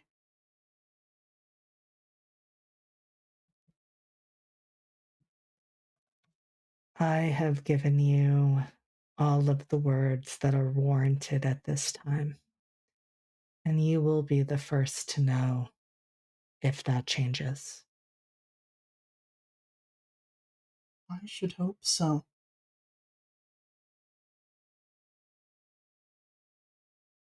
Helix, would you be so kind as to keep Lady Guinevere company while I tend to our guest?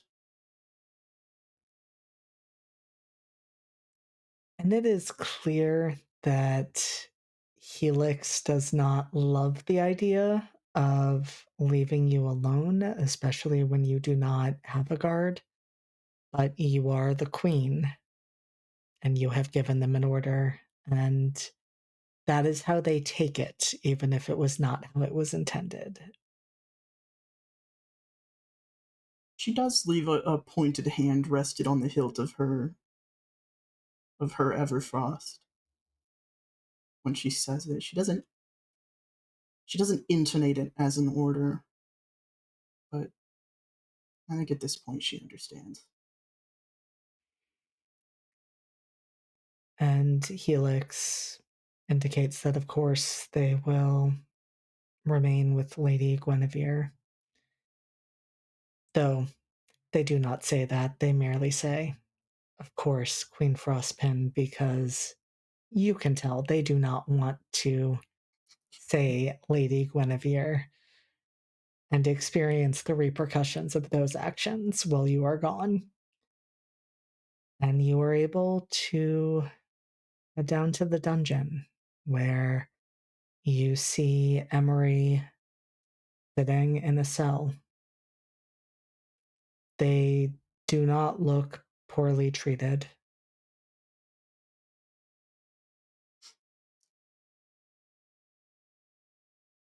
I'm glad at least to offer you the kindness of comfortability as much as can be offered without defying my station or protocol. Emery?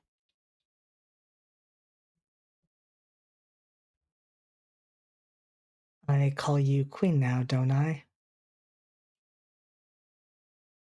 It's just us at the moment. Speak your mind. Call me what you wish.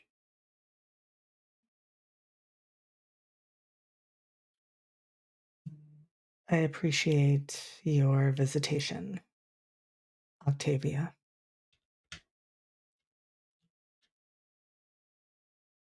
I was told it was customary to leave you with something before you go.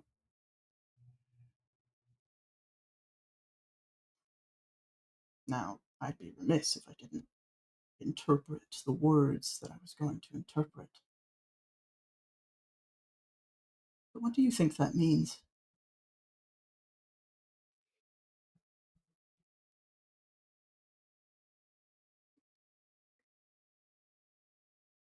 I wish it meant that you would unlock this door and give me at least the chance of escape, but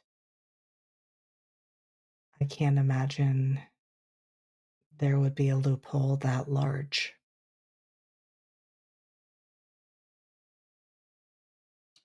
There might not have been for Lady Octavia Frostpin. But I am no mere lady, Emery.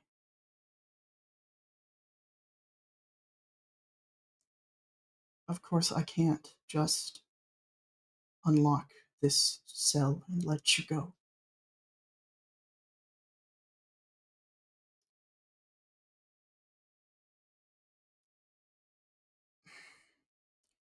But I feel as though I shouldn't leave you to this fate, given that you are an unintended side effect to Abigail's plan.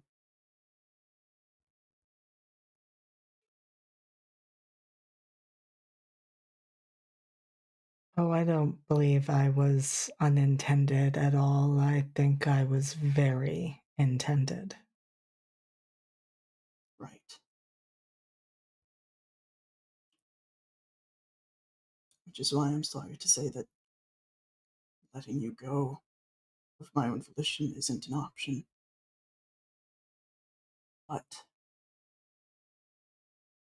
in exchange for a promise that you will not interfere with this court's business, and that I will not have to see you again, ever. And I suppose you can have figured your way out before I arrived.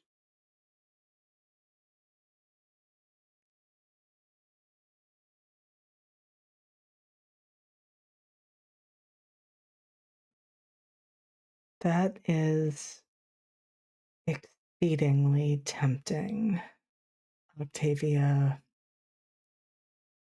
but I think wholly unnecessary. And their face shifts to Elise. And they repeat the words back that you said to them. I promise with everything that I am, were it to come down to me and whatever threat you face, I would stand so sternly in its way that you may even know it was there. And then their face shifts back. And I say, you've already made me a promise, Queen Frostpin. You would do well not to break it.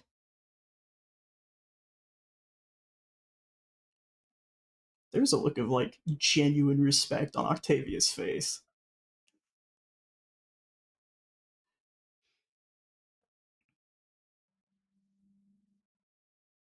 I knew me ascending to the throne would be controversial, Emery. This may just damn well be very fun. If a little stressful for Helix, but I have ways to make it up to them that I intend to get back to them on soon. And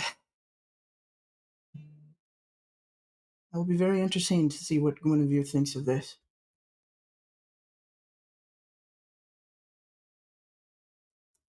Now, just for my own edification, why exactly did you kill Reynard?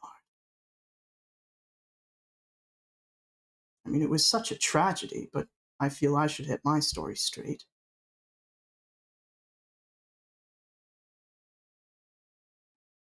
Does it matter? It does a little bit, Why? because we have 2 asses on the line now. And if I'm going to walk out of here with a new cohort, then I suppose my sympathies should be strong enough to justify this action as the queen. Don't you agree?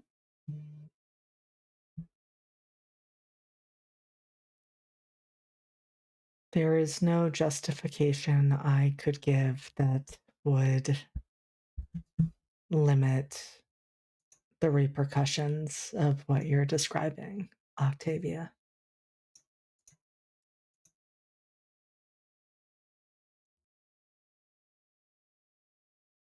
I did what I did, and I will apparently live with Reynard's blood on my hands.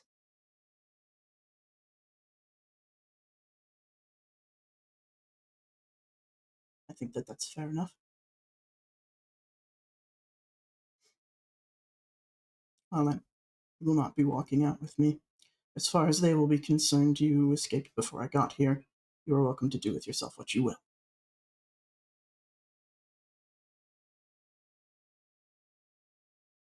A pleasure doing business with you, Queen Frostpin. I have to say, if I had been as good at glamours as you were, I probably would have done the same. Now you're learning.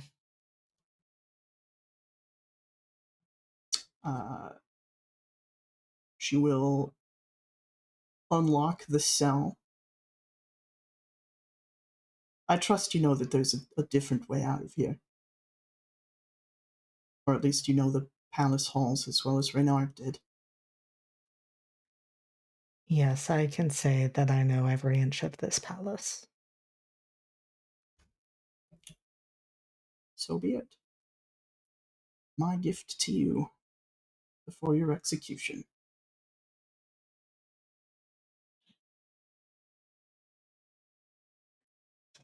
I think that is where we are going to take our break. So don't go anywhere. We're going to be back in 10 minutes. Back to the engagement party. So much is happening here. We've still got an engagement party to go Got to. a whole engagement We're having party. a Having chill and normal one, guys. Only Carmen is. That's because Carmen's lying. I'm What are you chilling, talking dude. about? We're Gaslight- vibing. Everyone is having a good self-gaslighting. time. Oh, Literally, I'm frolicking. I'm learning carpentry. Things are good.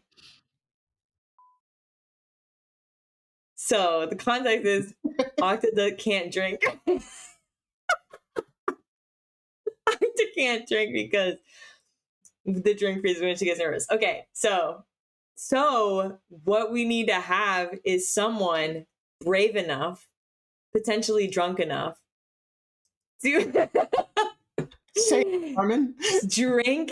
Well, sip the alcohol, champagne, what have you. Hold it in your cheekies, and then just mama bird it. Just mama bird it to Octa. I rescind my hand raise, actually. It's I cute. told you. I It's told you. No, kissing. you don't. The It's mother, not the mama. like I don't kissing. know that like- that's the same thing, It's right? not like kissing at all. Have you ever seen a bird feed its young? Well, I mean, you can put your lips together. You don't have to like hover over each other. Raph, I can take my answer off the air, but have you ever kissed I someone? thought it was just Carmen who was like on the fringes of a breakdown. No, it's actually Raph. Are you good?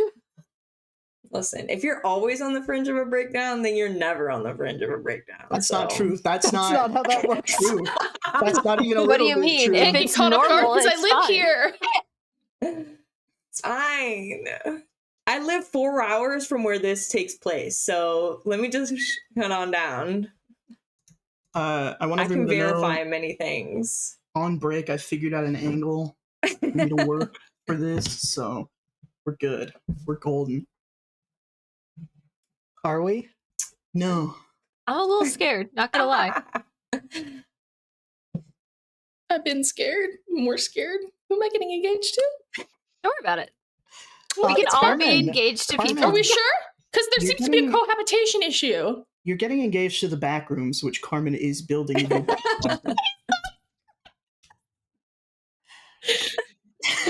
This is my partner, the Eldritch Entity. You're telling me it's not romantic to be abandoned, lost, and forgotten in the back rooms and then come out finally years later, forgotten memory, and realize there's a ring on your finger, baby. That That was like a one sentence horror story that you story. just kept saying. But like, not gonna lie, that's kind of cute though. wasn't that Memento? Yeah, Carmen is romantic. It's fine. romance, it's horror, it's Eldritch Abominations. We live for that. So, goddamn. Wasn't that the plot of Memento? But the backrooms was the brain. When the back rooms is your brain, you wake No, up. that was, engaged. LMAO when you are the back That was rooms. that movie where they're all the same guy and you like go through the little door. Okay. I haven't seen enough Hold films to on. confirm nor deny any of this. Hold on. What? I've never seen a movie in my life. I don't know what you're talking about. I know JD, I you've need seen you to understand Memento. how true that Hold is. What do you mean? JD, I How know true you've that seen is? Memento. I have seen Memento. No, I haven't. Is it? This is I also not- have not seen Memento. That I'm is not gonna not lie the to you. correct I saw one. it as part of like a school project. So I don't know. That's fair. I mean, I watched The It was a Matrix film for studies church. course. Like, it's.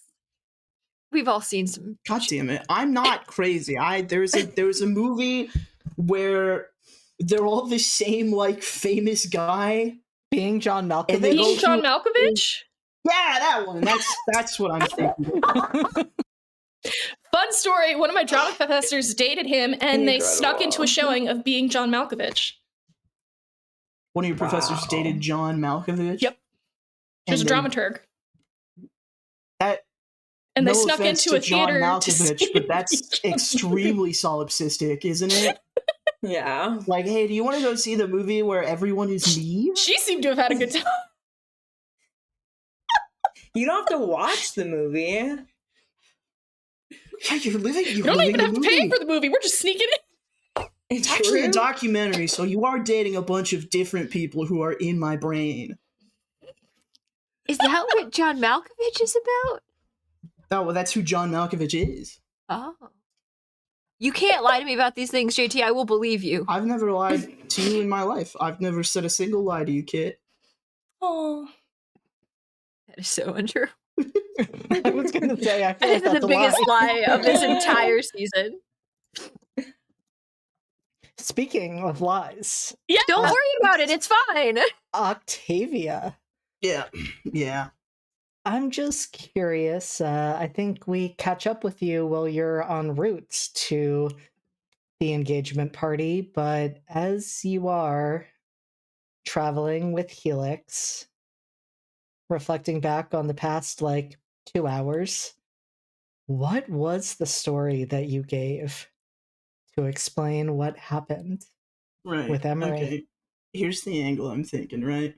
Octavia would have, after going to the dungeon and releasing Emery, returned to the main hall where Helix and Guinevere were, and just anxious person peeked through the door and gestured for Helix to join her in the side hallway, and would have just given them the spiel like, she's gone.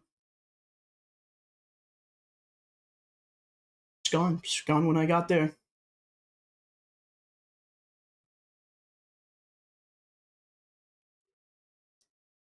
I would like a full detail. Figure out what happened, if possible. Who was the last person in the dungeon with her? All the data. so that I can figure out who needs to join or in the stocks when we find them.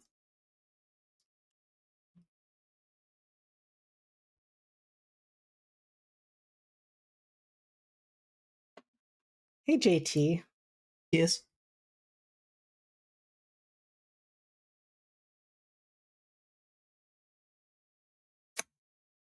Do you think that this is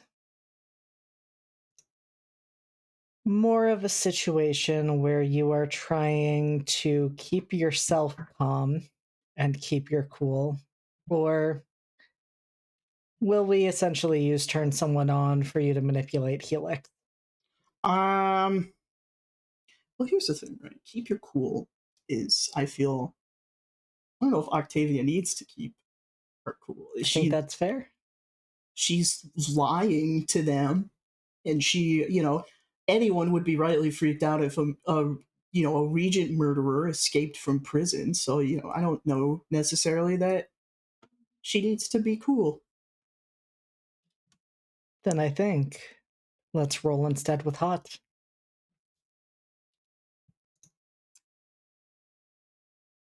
Oh, I have +2 to that. I forgot. It's my favorite stat because it's so ironic.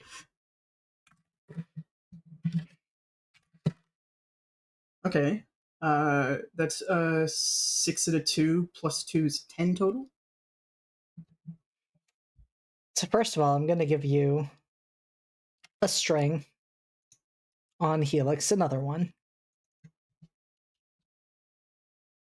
Okay.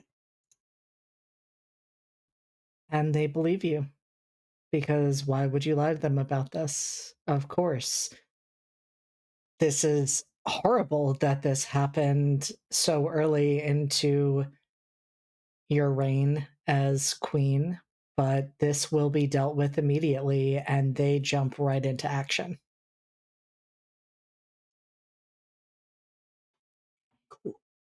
Cool. Thanks, friend.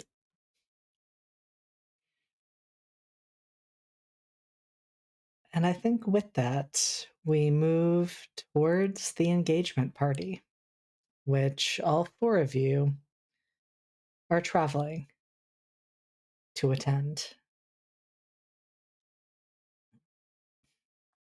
The Fey residence has changed throughout the seasons. At the start of autumn, the foliage was predominantly the flowers of fall, but those have faded and withered. Even that red ivy climbing along the sides of the residence is almost gone, though the berries that look like drops of blood, those remain. So against the starkness of the stone, you just see those trails going up and down, crisscrossing.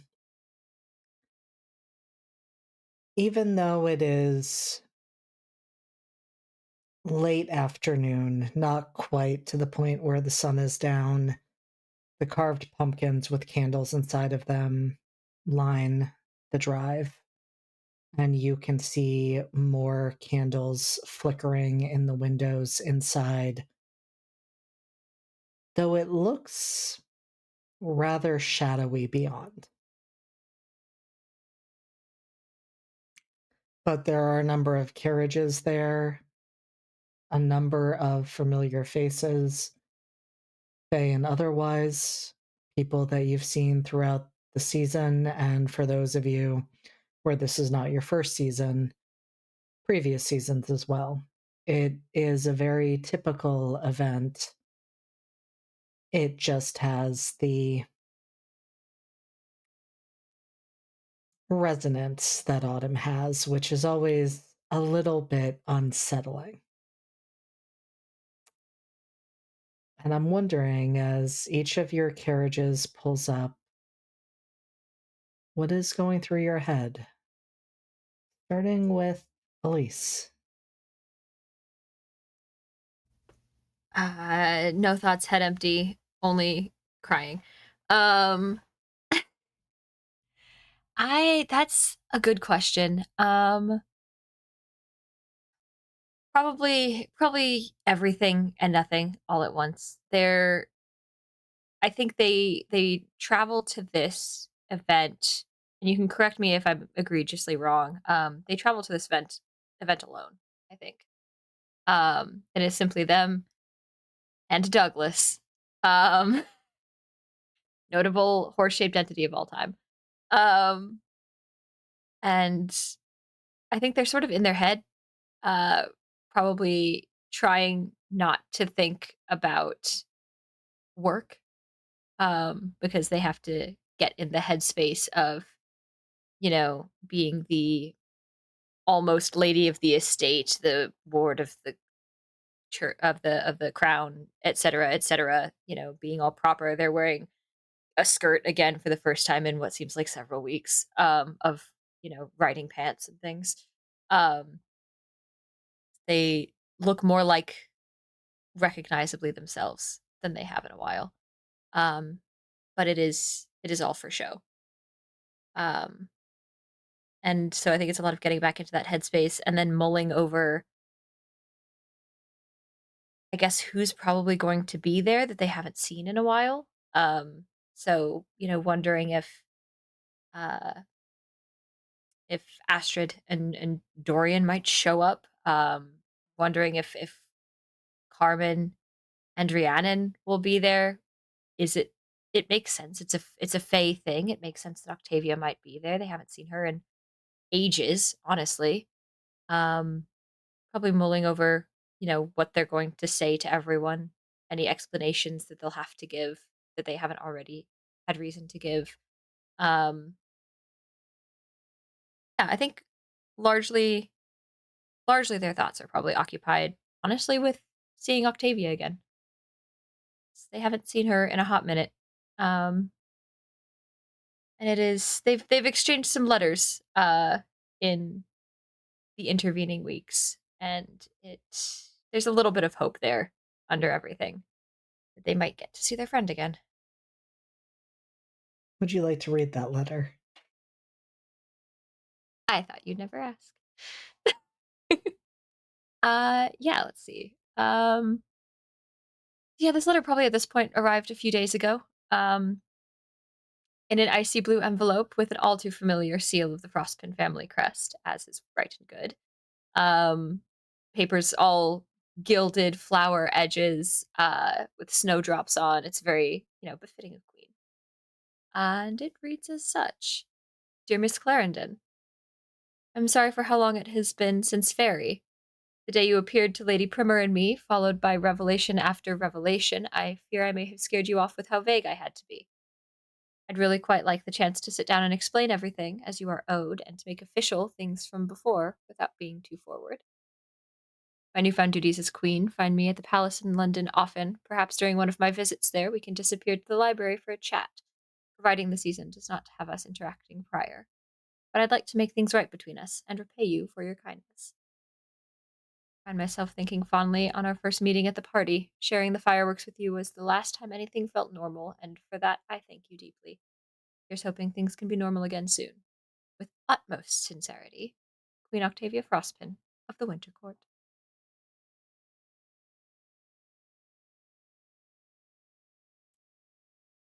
How lost in thought is Elise as they're writing up? I mean, probably pretty.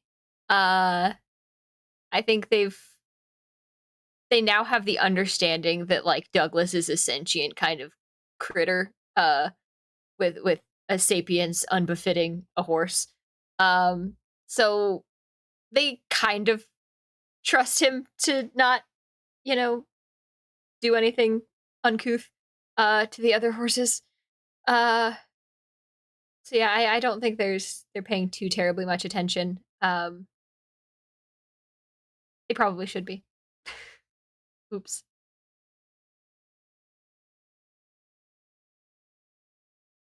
Sorry, I had to get distracted telling Cass and reminding Cass that you already licked Douglas. I did. That horse came pre-licked. Don't worry about it.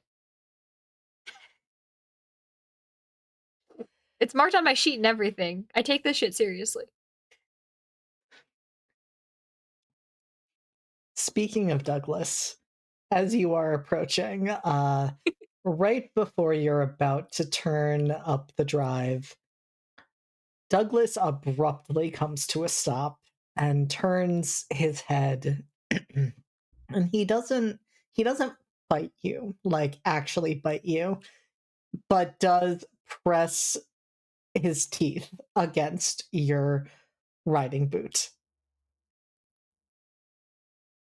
I think she's just sort of like absent-mindedly, like not even like hand on the reins, just like absent-mindedly like pat the mane, and then he actually like goes to like nip at her literal heels, like, what? What's going on? You weren't paying attention. Should I be? I guess she'll look around. Is there anything going on? Is there anything untoward happening on the path? No, but Douglas says, I deserve attention. Oh, how right you are. Yes, pat pat. My apologies, Douglas. I'm hungry. Okay. Oh, okay.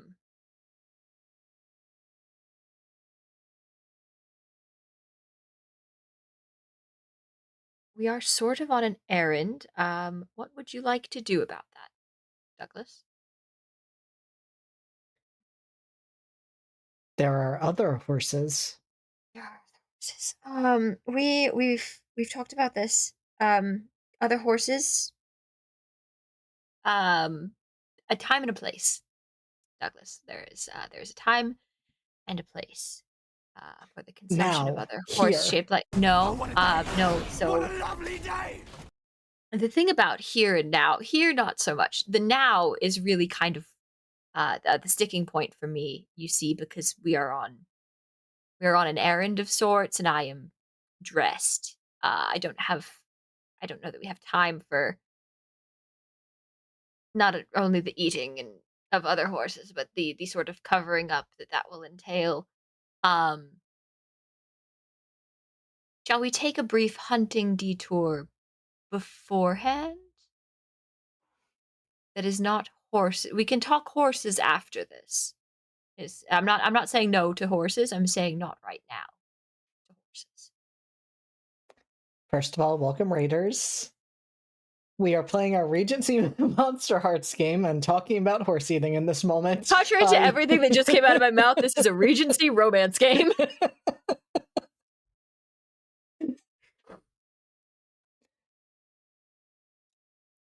And so yes, you have been giving options, and there's kind of a moment's reflection before he says, "No, you're busy. I'll hunt, Okay, but not the okay.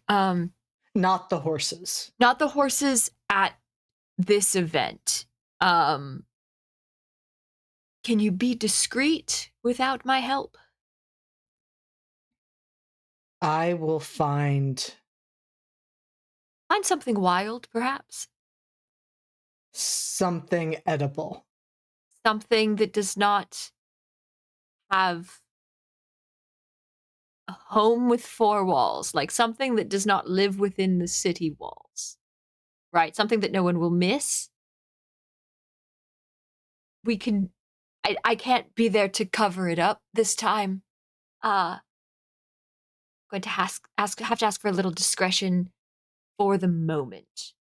Again, not saying no horses ever. Just no, like, tacked horses now. I understand. Okay. I very much hope you do. I feel like this is a conversation that they've had a couple of times. Does he understand?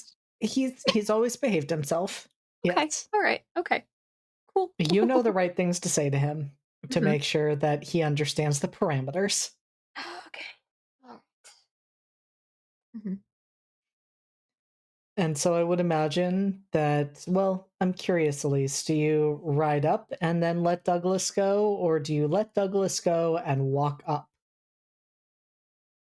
I feel like,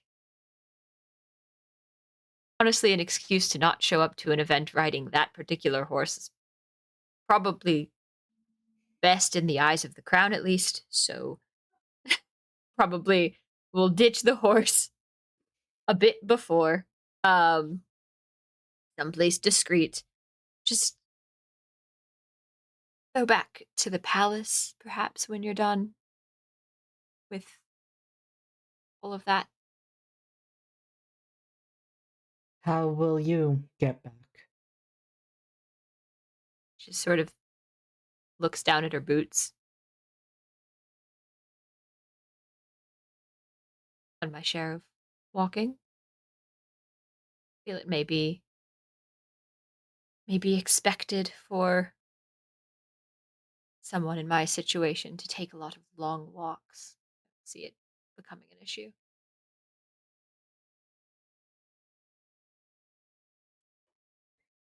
And Douglas accepts this and chews on your shoulder for a moment before going off to. Thank you for the follow! Before he goes to explore the surrounding area. Mm-hmm. Right. Yeah, pat pat. Be a good horse. I'm not a horse. I'm a Be a good horse-shaped. horse-shaped entity, yes. And he heads off, and I think in that moment, as you're letting him go, you do recognize, as is often the case, that you have your own shadow. And you can see a familiar form riding after Douglas at a leisurely distance. Oh, they've chosen to follow Douglas. That's what they seem to have done.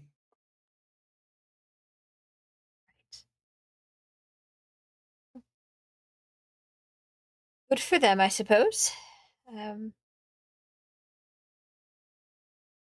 They have fun watching all of that. I'm going to a party.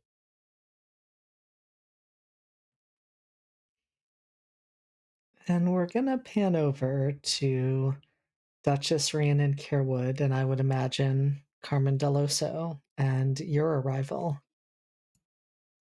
What is going through your heads as the two of you approach? I think with Rhiannon, it's just a little general, like, on edge for something to happen, given that her history with Renard and then the Autumn Ball last at the start of this season were very eventful happenings. But overall, she's feeling pretty confident. They have the gift for the couple ready, as you do.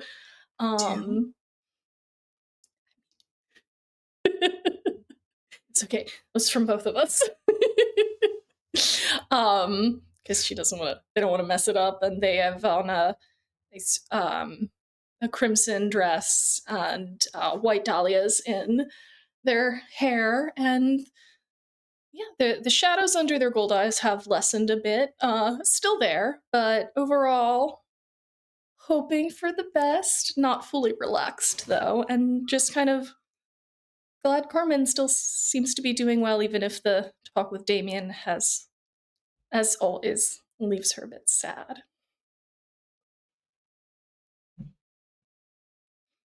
And what about for Carmen? What's going through their head? Carmen is walking up alongside the Duchess, holding her hand, and I think absent-mindedly just rubbing his thumb on her palm.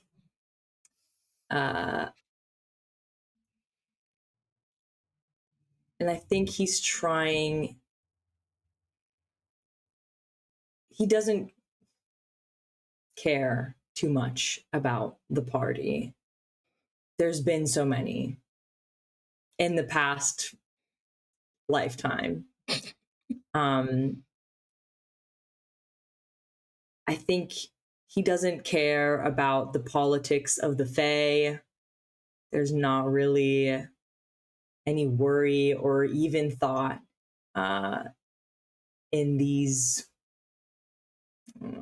dilemmas, if they're even dilemmas, to be honest. I think he's just focusing on every detail around him. It's become almost natural to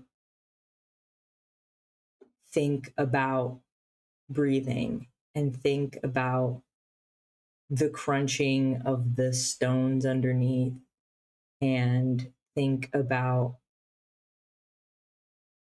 Rhiannon's hand in his. And so I think he's just kind of repeating those things over and over, despite the reminder that he can never truly feel those things.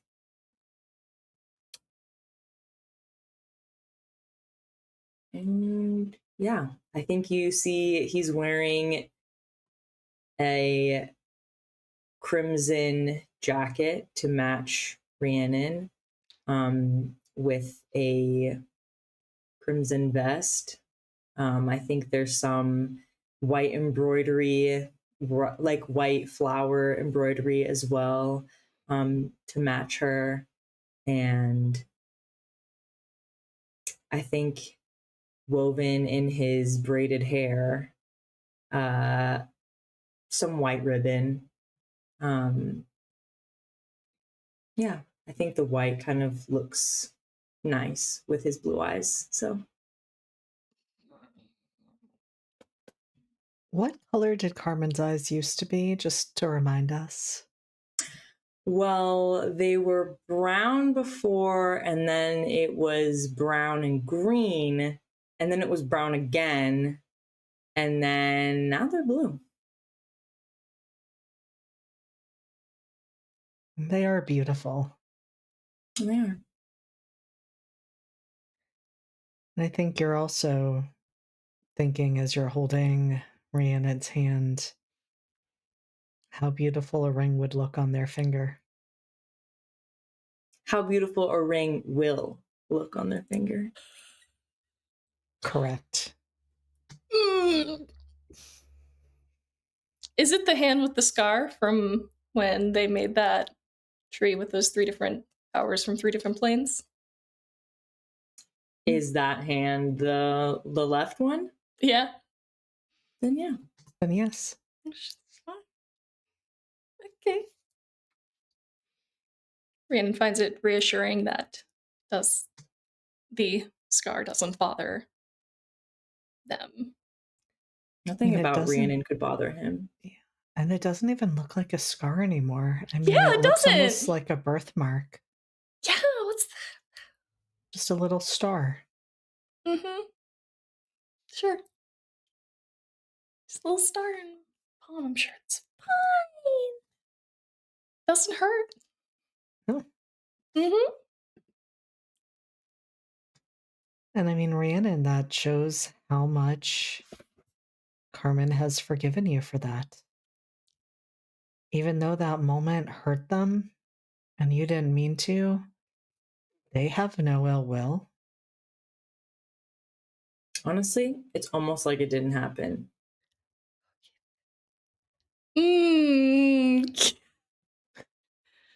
That's not healthy. I think it's fine. I mean, I'm sure Rhiannon doesn't know this thought process that Carmen is going through unless they've said that out loud, but Rhiannon just is like, oh, they're being so sweet and reassuring. Because why distrust when they were so honest? And so as we pan away from our very happy couple, where do we find Queen Frostpin making her appearance to this engagement party for members of 2 other courts? She had a carriage commissioned for her outings in London. Trying to decide how much ice is involved, right? Because you don't want to overdo it with the gimmick. But it is a decorated ice blue carriage, and some aspects of the decoration are indeed ice. Um, uh, Behind the carriage is a little gift box wagon containing the ice sculpture that she made for the happy couple of the tree that was born of last year, the last fairy ball. And she is sitting in the back with Helix, pacing in her evening's get up.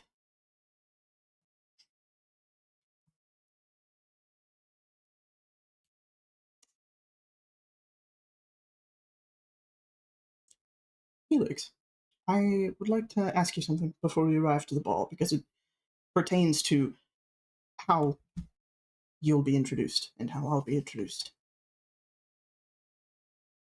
Of course, Octavia. You have been an immense help to me my entire life, even when I was too stubborn to take a seat and keep my mouth shut. Which I am eternally sorry for the way things got heated between us during that brief period, but I would be remiss if I did not see in you what Uncle Laszlo saw in my father, all those years ago before they stepped away from society. So I simply, as a gesture of goodwill and trust and friendship and deep, anxiously seated hope that I can make this up to you eventually, I, I'd like you to serve on my court the same role that my father served for Laszlo, as Lord Helix Cole, advisor to the Queen.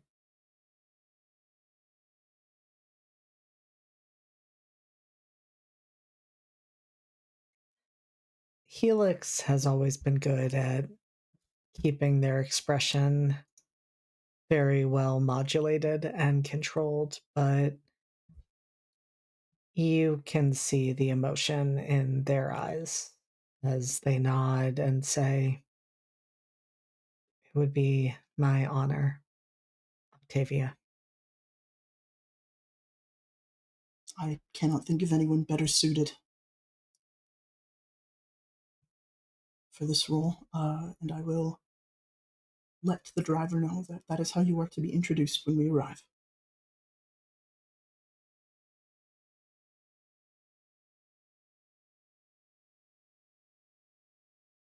I know I have repeated this many times, Octavia, but I will repeat it one more time before we arrive. You have the knowledge. You have the skills. You have the heart. Do not doubt yourself.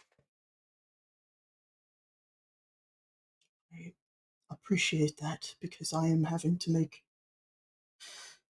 increasingly difficult decisions for this throne and this kingdom and every court. That is what it means to have power. I know. I appreciate it. Let's try to have some fun tonight, shall we? Feel free to mingle as you will. I trust you enough to know when I'm truly and genuinely floundering. I doubt that will happen, and if it does, I will be there as a way to remove you from that situation. Urgent business, something to that effect. The Queen, every piece of business is urgent now. There's the understanding I've been looking for. Oh, that was a complaint. Have fun, Octavia. And, well, I don't know if your plan is to rule solely as monarch, but perhaps someone will catch your eye who could one day rule at your side.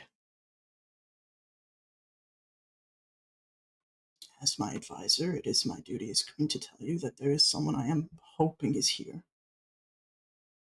But it has been some time, and we have both been inexorably busy with various businesses.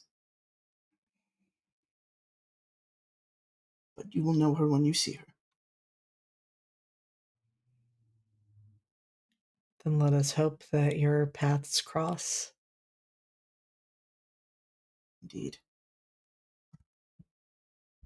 And I think with that, all four of you arrive and are announced in the way that befits your role and your station, and are escorted into the ballroom where it appears the majority of the festivities are taking place. The interior of the Fey residence, for those of you who have seen it, is not overly changed. The tile floors are the same. Decorations are a bit different.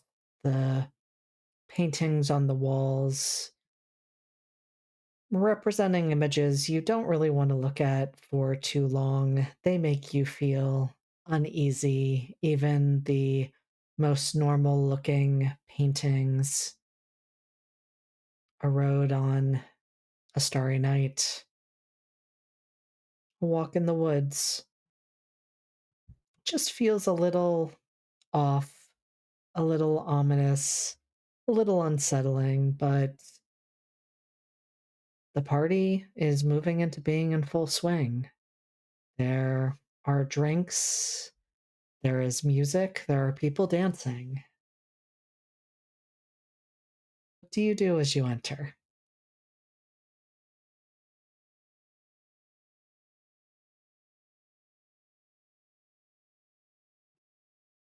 If I might be so bold, JD, as to present a centerpiece and a gift. Absolutely. And so, Octavia, as you walk in, you see what the setup looks like. You see the chairs for the kings of the Autumn Court who are sitting there overseeing the festivities. You see near them seats for the soon to be couple, Sorrel and Delphine, sitting beside each other, not mingling at this moment, just holding hands, looking into each other's eyes, looking every inch the happy couple.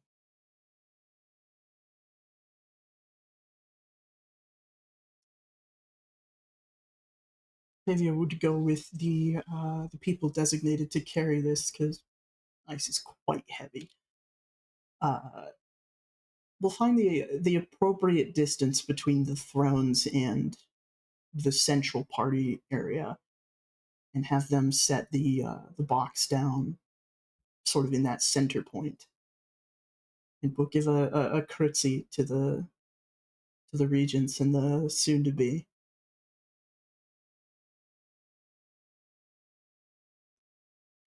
I'm honored for the invitation to be here, and furthermore honored for the opportunity to be the lovely couple's ring bearer for their wedding soon.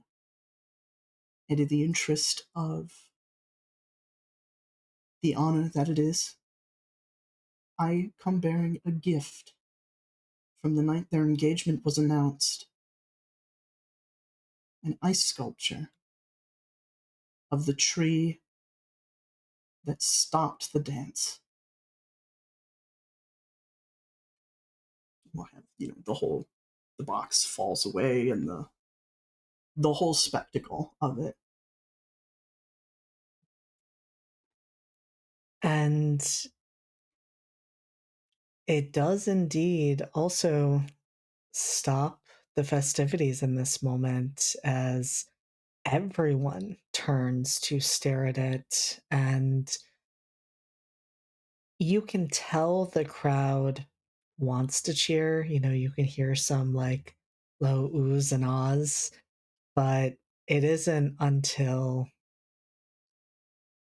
there is a long pause, at which point King Hemlock nods towards Sorrel, who stands, Delphine at their side, and the two of them begin to clap, which is soon echoed by everyone else standing in the room.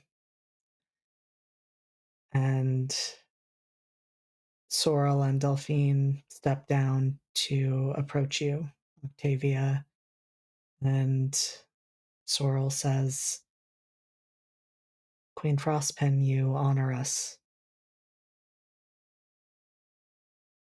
Honestly, you guys honor me. I would not have made it as far as I did without the support of the other courts.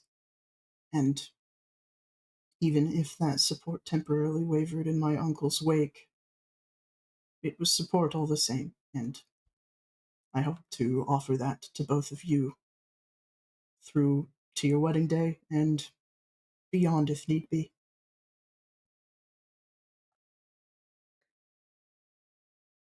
And Delphine says,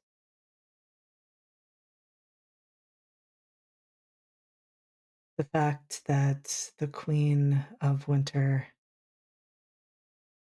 is still willing to be our ring bearer is the greatest honor you could give.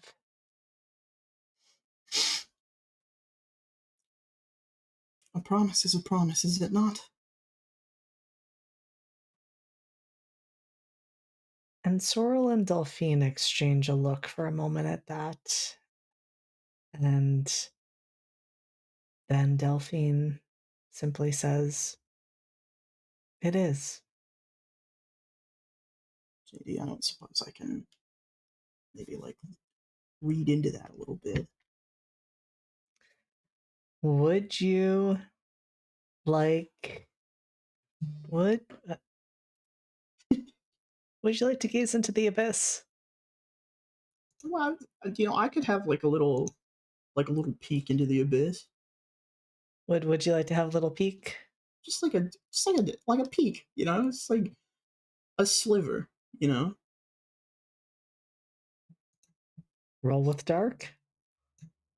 Something I am. Oh, I'm actually. Oh, good. That is a 13 with boxcars. Dice treating the new queen very well, as they should. The dice know who I am. Yeah. Okay, me and the dice, we have an arrangement. Mm-hmm. They're gonna fuck me over later.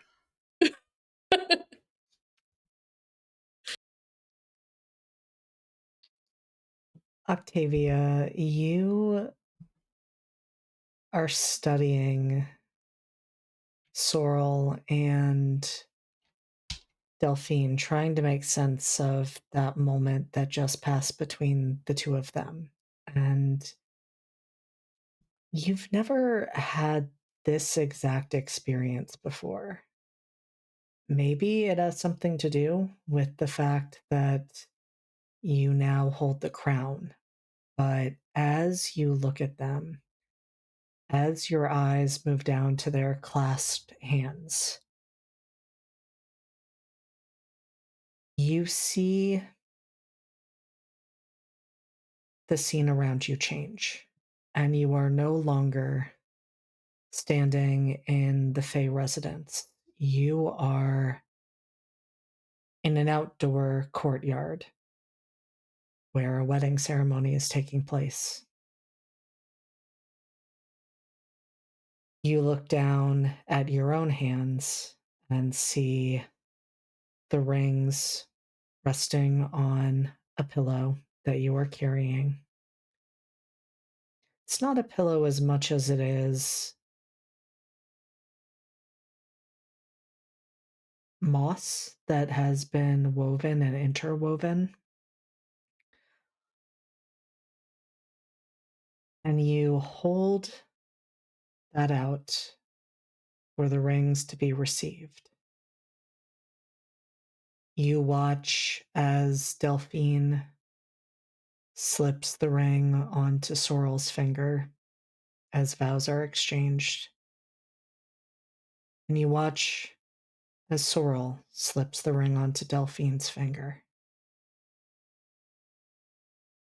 And you see black tendrils start to move down where the ring touches her skin, moving rapidly up her arm to her chest and throat, and she collapses to the ground.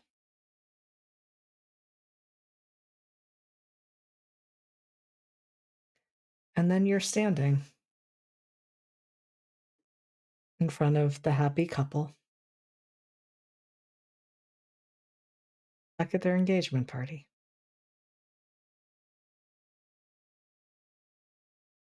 If you don't mind, I'm going to avail myself of the various amenities here and about, the food and such. I'm absolutely starved. I had quite the busy day. Of course, enjoy the event. You as well. And she will turn and speed walk away. She's leaving little frosty footprints that sort of they come and they go as she walks. And if I may, with everyone's permission, I think in that moment, you walk right into Elise. Yeah. It's a very distracted, oh, pardon me, excuse me, before realizing, who exactly it is. Pardon me all the same. Your Highness. Miss- Elise will curtsy. No need for such formalities in the midst of festivities, yes? She will also Festivities are half curtsy. Your festivities are perhaps the most appropriate time. How have you been? I have had a long day, if I can be so bold. A lot of stuff to do as a new queen. How have you been, Miss Clarendon? Busy as well. There's been a lot to do. Palace, the estate, etc. Yes, of course. I imagine the sovereign is keeping you busy as ever. As ever. Miss Clarendon, I believe I owe you an apology for my previous correspondence. I was out of my wit when I wrote it, and I confused your presence with someone else's with regards to my mention of fairy. I'm sure I don't know what you mean, but I suppose you may explain it over a drink, shall we? Oh, I don't drink. Snack, perhaps, then. I am much more of a snacker. I think Elise will sort of offer the arm. Would you like to? Octavia will more than happily take it. There's the second hand that is, on her elbow. So very, very close. Seems we have much to talk about. Yes, I've many curiosities about recent comings and goings as well. But perhaps all discussion could be very strictly picked upon for the company we're in. Because you've always been more prudent about these things. Helix has been very adamant about getting, the societal proceedings correct now that they matter significantly more. As I think quite a few of us could do with one like Helix.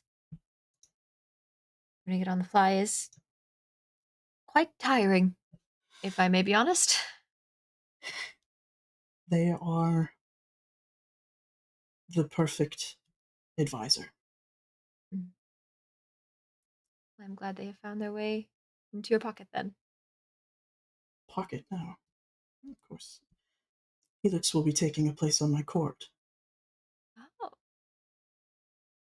Glad you were settling matters of court and cabinet and such.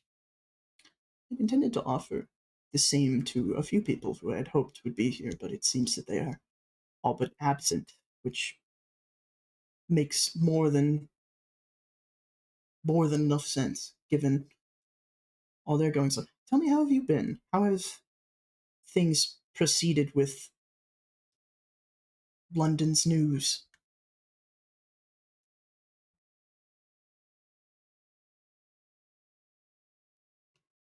Things have been busy. As I've said, there's many, many meetings, many discussions of things, until very recently far above my head. Less so now?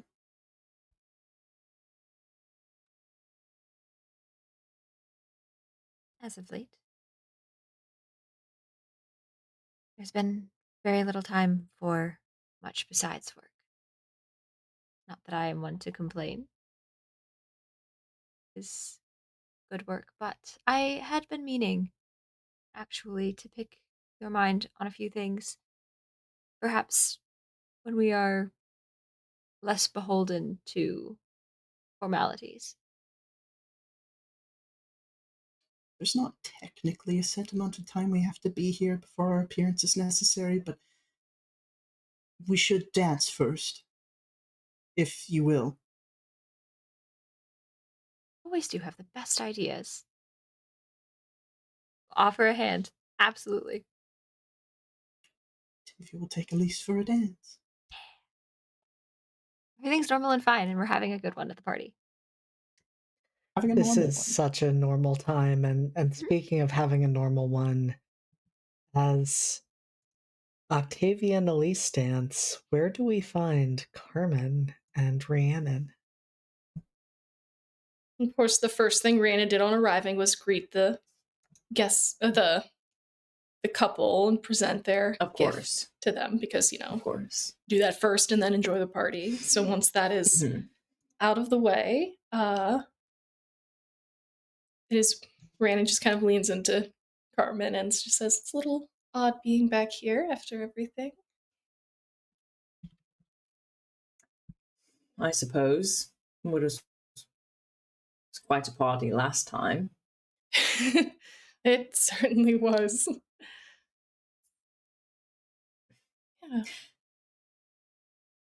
Did you want a drink or a snack or a dance? I was going to say if we could start with the dance, I would love that. Dancing before drinking. That's probably the correct path. Well, time enough for drinks later. And Carmen extends a hand. Where's happily? I think he pointedly takes her left hand and bows to her. And gives a little curtsy. Just as the step onto the dance floor, she says, "Thank you for being so comforting about that." I'm not sure what you mean. It's a scar. And I think Carmen swirls Rhiannon onto the dance floor. And I think she may notice that he's very good now. He's been practicing. Of course.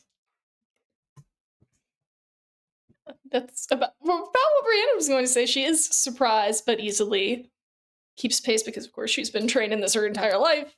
And just says, "When did you find the time to practice? You didn't tell me." Well, I don't have much to do in the day, and to be honest, I have to act the part if I want to be by a duchess. Act what part? Oh. Play the court, dance well, speak well. As long as you like it, it's all that matters. As long as it's making you happy, I would not change anything. I'm surprised and impressed by your talents to dance, but I hope you would know by now you don't need to do that to impress me. Your smile at the moment is all I need. Just looks at him adoringly, even if the eyes still make her sad.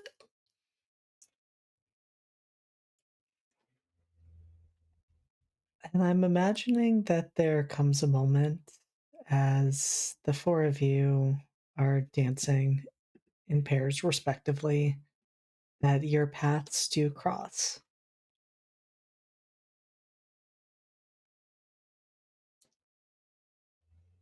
Do you greet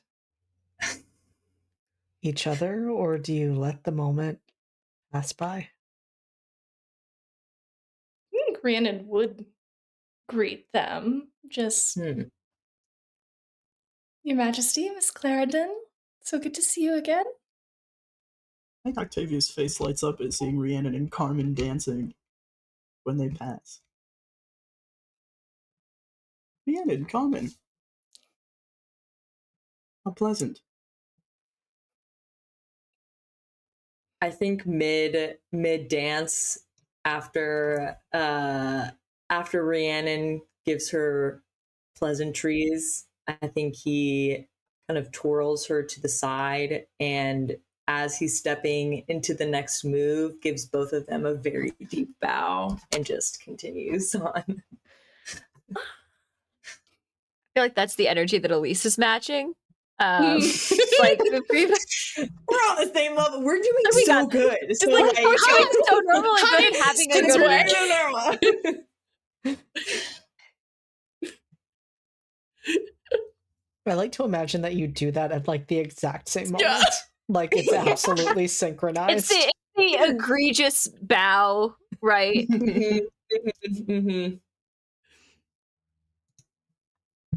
Very like, Carmen, good to see you looking well. There's a swipe. Elise, I hope you didn't ride that beast here. Swirl away. Beast? Oh, there's no accounting for taste.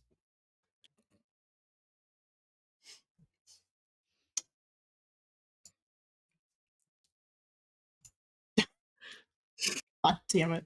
It's been too long.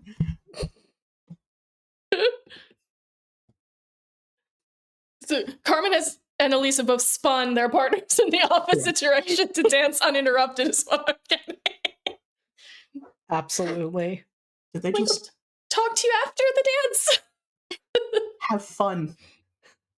I mean, listen, we can be bold and we can swap partners between dances. We can That's what I was going to propose. be dramatic in that direction as well. Yeah. I'm just being dramatic. Only if Rhiannon wants it. Yeah, it's fun. Switching partners with friends. It's fine. Yeah, sharing is caring, guys. That's how these things work. Yeah. How do we change it up for the next dance? Oh. Carmen feels probably most comfortable with Elise. It's fair. been It a seems while like- with Octa. Although it feels like we were both leading, so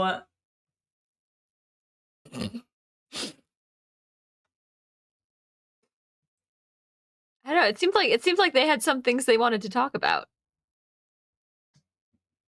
then swirl. We can both just swirl our partners toward each other.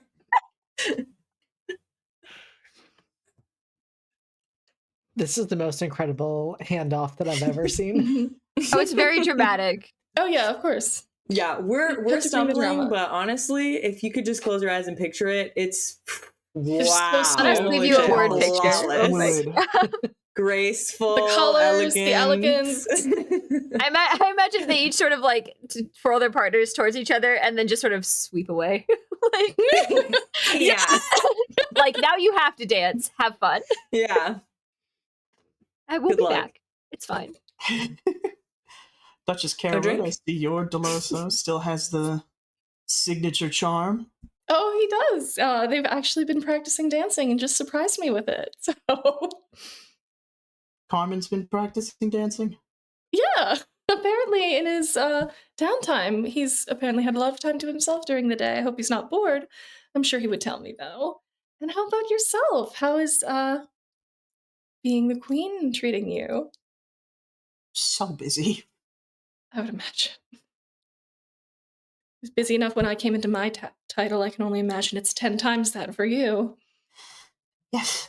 I'm sure, as you know, we're expected to know everything about our position as soon as possible. Yes, it's a bit much, to be honest. Just how fast it happens, but you seem to be thriving in it. I have Helix to help me along. Thank God for that. I trust Carmen is of great aid to you. He's been very sweet since everything, and it's been very peaceful and good. It's almost like a lot of the stress I had a few months ago is gone. That's fair. Looking for things to be as normal as possible after everything since the last ball earlier this year. Yes, I was commenting to Carmen how strange this feels in comparison to the hectic night that was. We should step away, the four of us, grab some food and retire to a side room for a chat. I Maybe. would love that. We should all catch up properly. We'll let those two get their dance out, and then hopefully they're feeling less theatric. Oh, well, come on, Octavia. Don't you love a good show? Wouldn't have brought the gift I did if I hadn't. That was stunning. I loved that. Stopped a dance twice in a row with that tree. I'm 2 for 2. Too.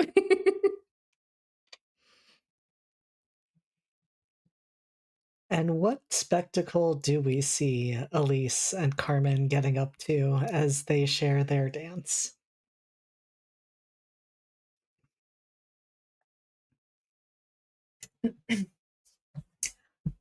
I have a feeling. I have a feeling, and this is just me. So, Mhm. Elise, take it away. I have a feeling we at first are struggling to decide who's going to lead.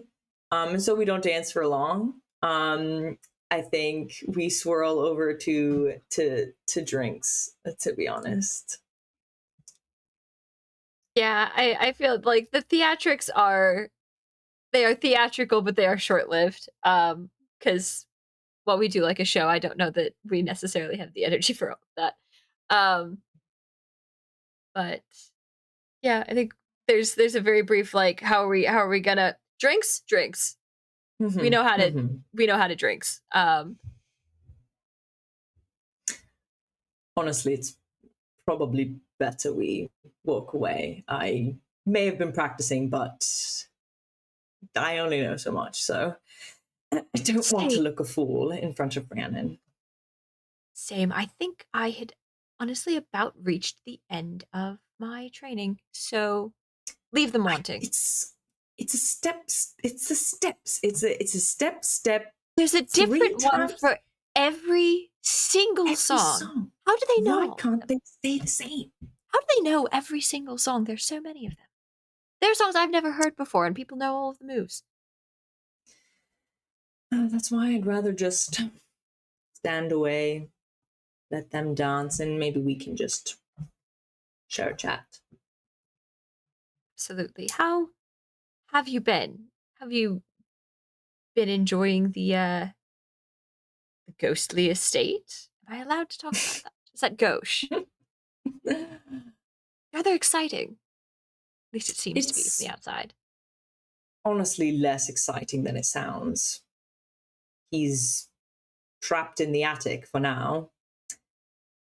Doesn't really bother us. We don't go up there. I don't even have a key. So. But is that what's stopping you? A key?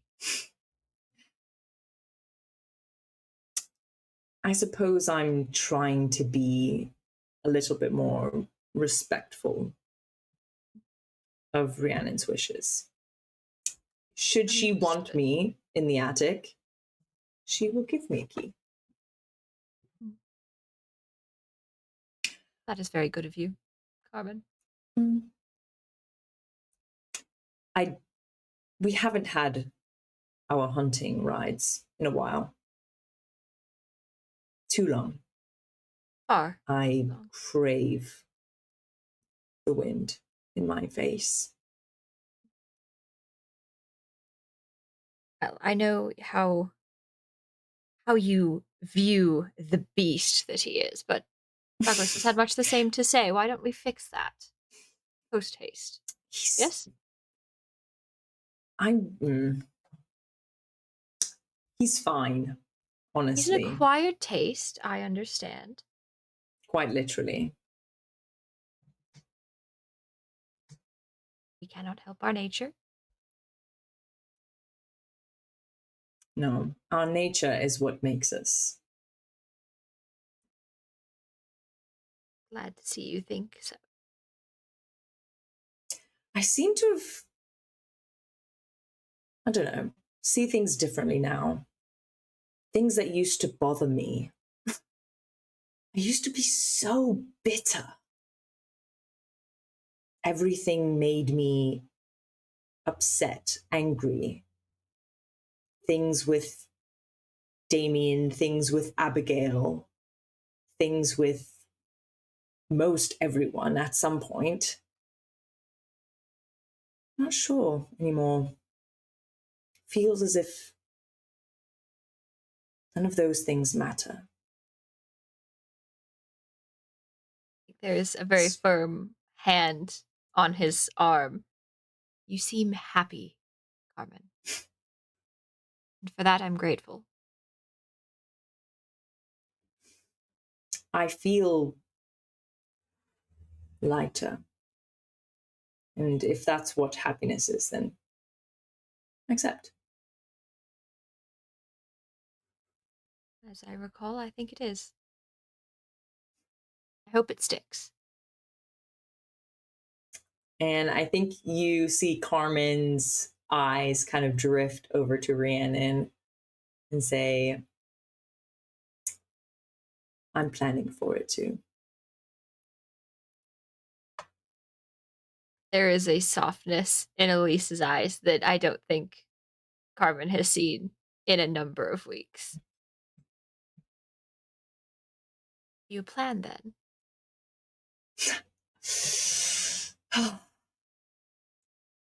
You As know much she as knows. someone can plan these things. Yes, but I expect there will be perhaps not theatrics, but some sort of even a private spectacle. Yes? Seems you've read right through me. I'm working on a project that hopefully will lead to something good once it's I done. hope it does, as we all deserve. If there's any way I could be of As- assistance, do let me know.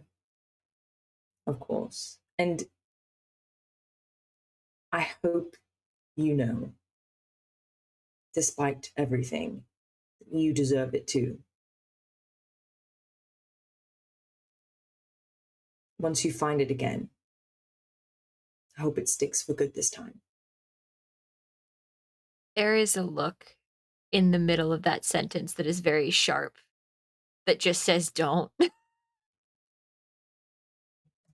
But it's gone. The pleasant smile is back. I am doing what I can to ensure that it does.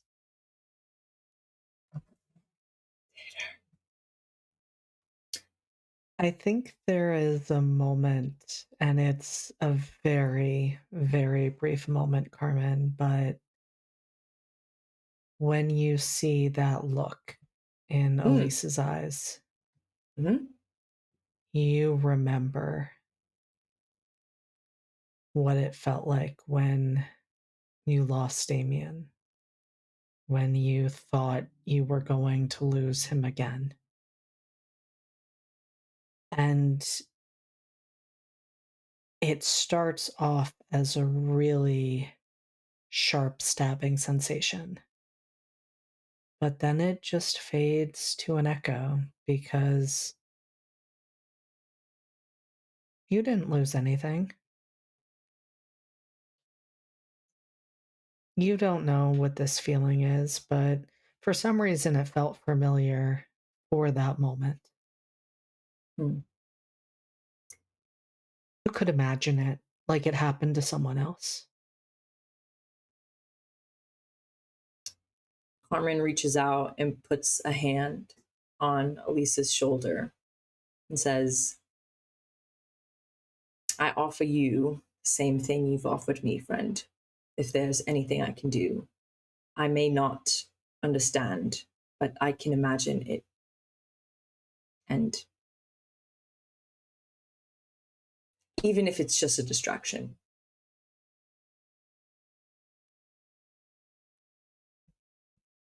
I am sure in one way or another I will take you up on that. I appreciate it. I think she takes, 2 glasses off of the console or whatever and passes one to him, raises hers. To our continued happiness? May it stick. Think. Smash. Oh, smash it. Absolutely. Take the girl out of the country, but you can't. We love that. We love that so much. And that is the moment, just as you have made this toast, that there is a rumbling in the distance, and you feel the tremors of it reach even where you are here at the Fey Estate. And I would imagine that you, like many, head towards the doorway to see what is going on. And What you see doesn't make sense for a moment because it looks like sunlight is falling right at the palace. But it's not sunlight. It's far, far, far too bright for that.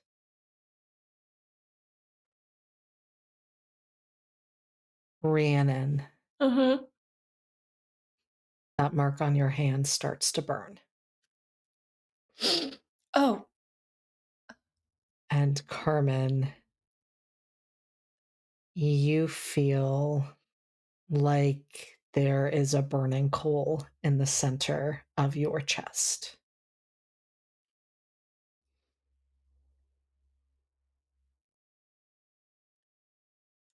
And then that light cuts off as though it had never been there. Darkness falls, and all that is left are the few still lit candles that did not go out when that tremor hit. And that is where we are going to end session one. JD, you can't. Hold JD, on. stop! JD, JD, we only have 4 episodes. JD, yes. Got a lot to cram into 4 episodes, JD, man. we need more. I have questions.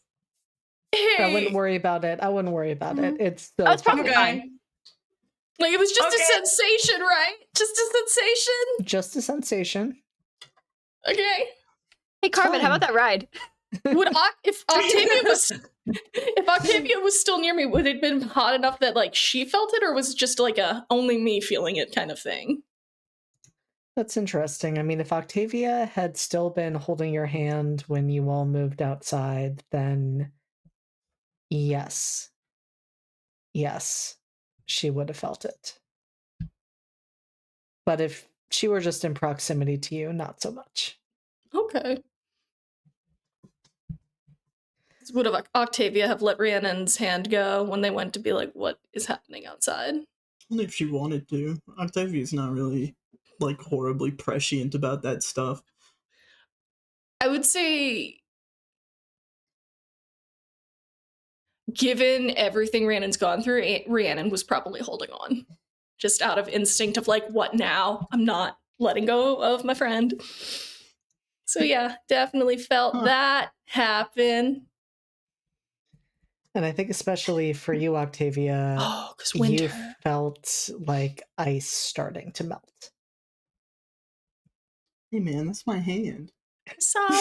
I didn't know. That's the queen's hand, dog. Queen's hand. You feel Also, his hand? baby, Is that what a we're fever both feels like? marked. No, where's your mark, babe? Because you didn't tell me you had one. I thought it was That's just your right. eyes. I don't know. Okay. First I'm hearing of it. Octavia, we need to get some marks. Come on. Matching I'm tats. good. I'm okay. I got enough to deal with. Matching tats. We can get a different matching thing. Baby. I'm sorry. I Baby. mean, because this is Monsterhearts, I was just imagining Octavia and Elise just like necking in one of the back rooms. Got the marks. Back rooms, you said? I already have one of those. Don't worry about it. It's fine. Carmen's back. Step 1, Who's Mama backwards? Bird. No, No, Two. come on.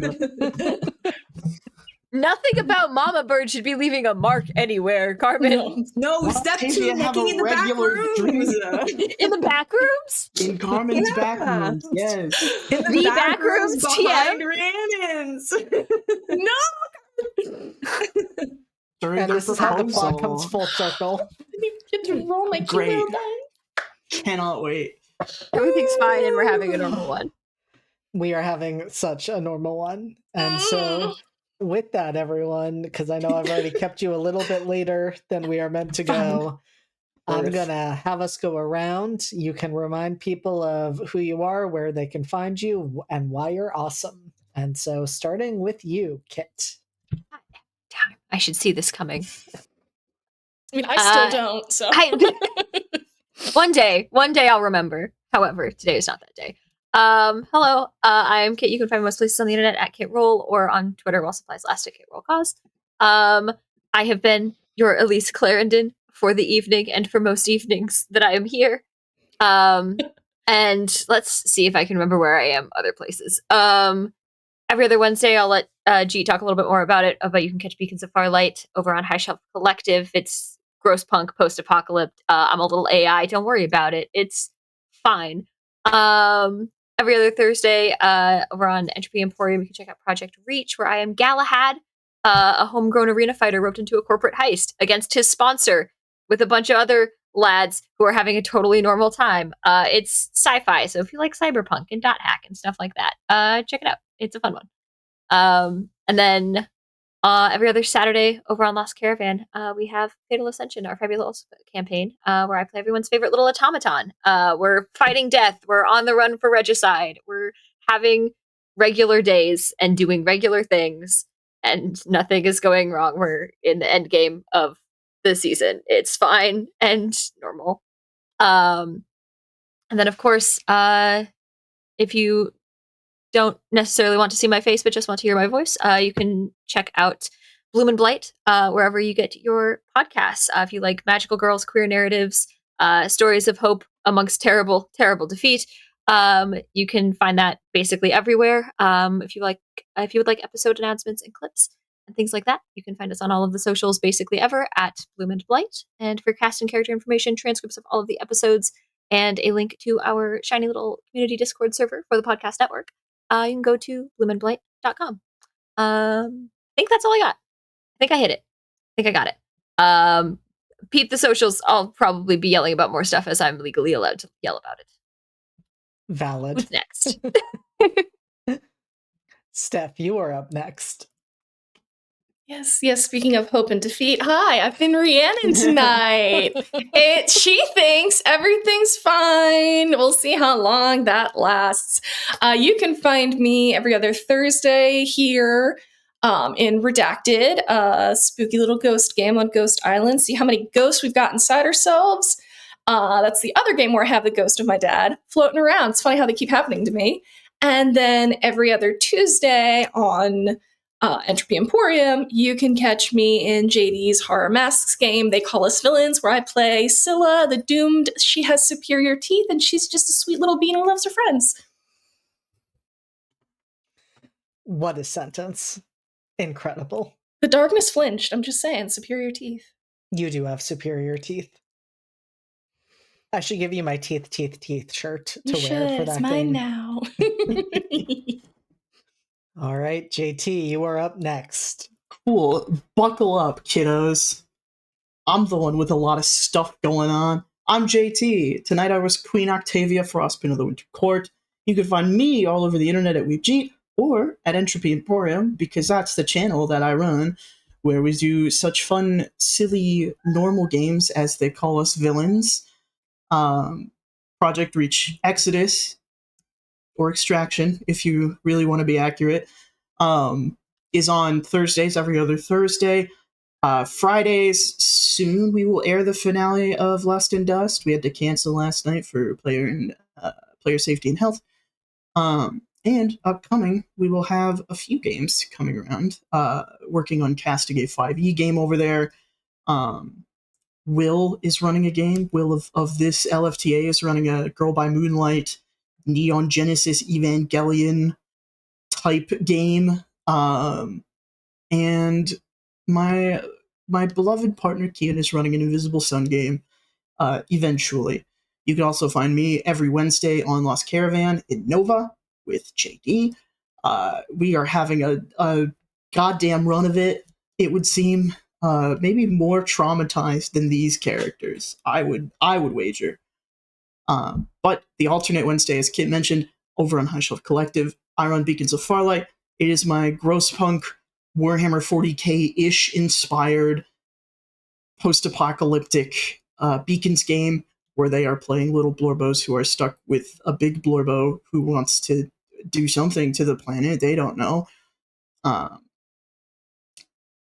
then you can find me here every other Saturday for the next 4 Saturdays at least, depending on whether or not we can talk JD into another extension, as is customary. But for that, I will leave it to everybody else. Thank you. I guess Tater. Aw, Tater- buddy. Let him Tater's cook. also trying to announce his upcoming stuff. Come on. Yodels. Don't just sit there and look at me. That is the cat way. Tater, what's your slate? What are you in? Okay. Cameos. The way. He makes mostly. cameos. He cameos every game. Buddy. All right, Raph, you are our last one up, and we are so delighted to be seeing your face again, as well as Taylor in the Hello. background, but mostly your face. Everyone, wait, am I facing the right way? Everyone give Tater besitos.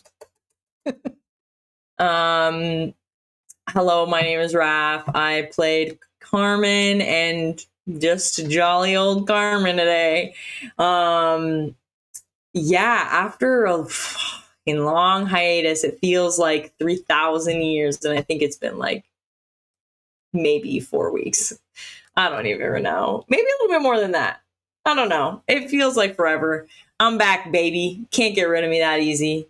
I'm here for this until always. Because I'm sure we can convince JD to just keep going forever. And then we'll be back with Saturday morning cartoon class reunion. We're moving the times from Tuesday nights to Saturday mornings. Yes, 11. for y'all. Okay. At 11 a.m. Thank you. Eastern Standard Time. At 11, thank you. I was like, I have it written. I'm like, you guys aren't playing from 4 to 7. I'm playing from 4 to 7. Hello, yes. So we'll be doing some Saturday morning cartoon class reunion starting next Saturday, where Max will be reunited, I think. I don't know. With the team. If anything, you know, he's gone through a lot, good stuff for once. And yeah, I don't know. Things are good. Not with Hunter, RIP. Yeah, the gay will have to wait. But I've heard there's more gays, so I don't know. We'll see. That felt That's like a me. threat. That felt like a threat, Raph. There's always more gay. There's always more gay. What do you mean? You literally like turn over that book behind you. I guarantee you there's a gay.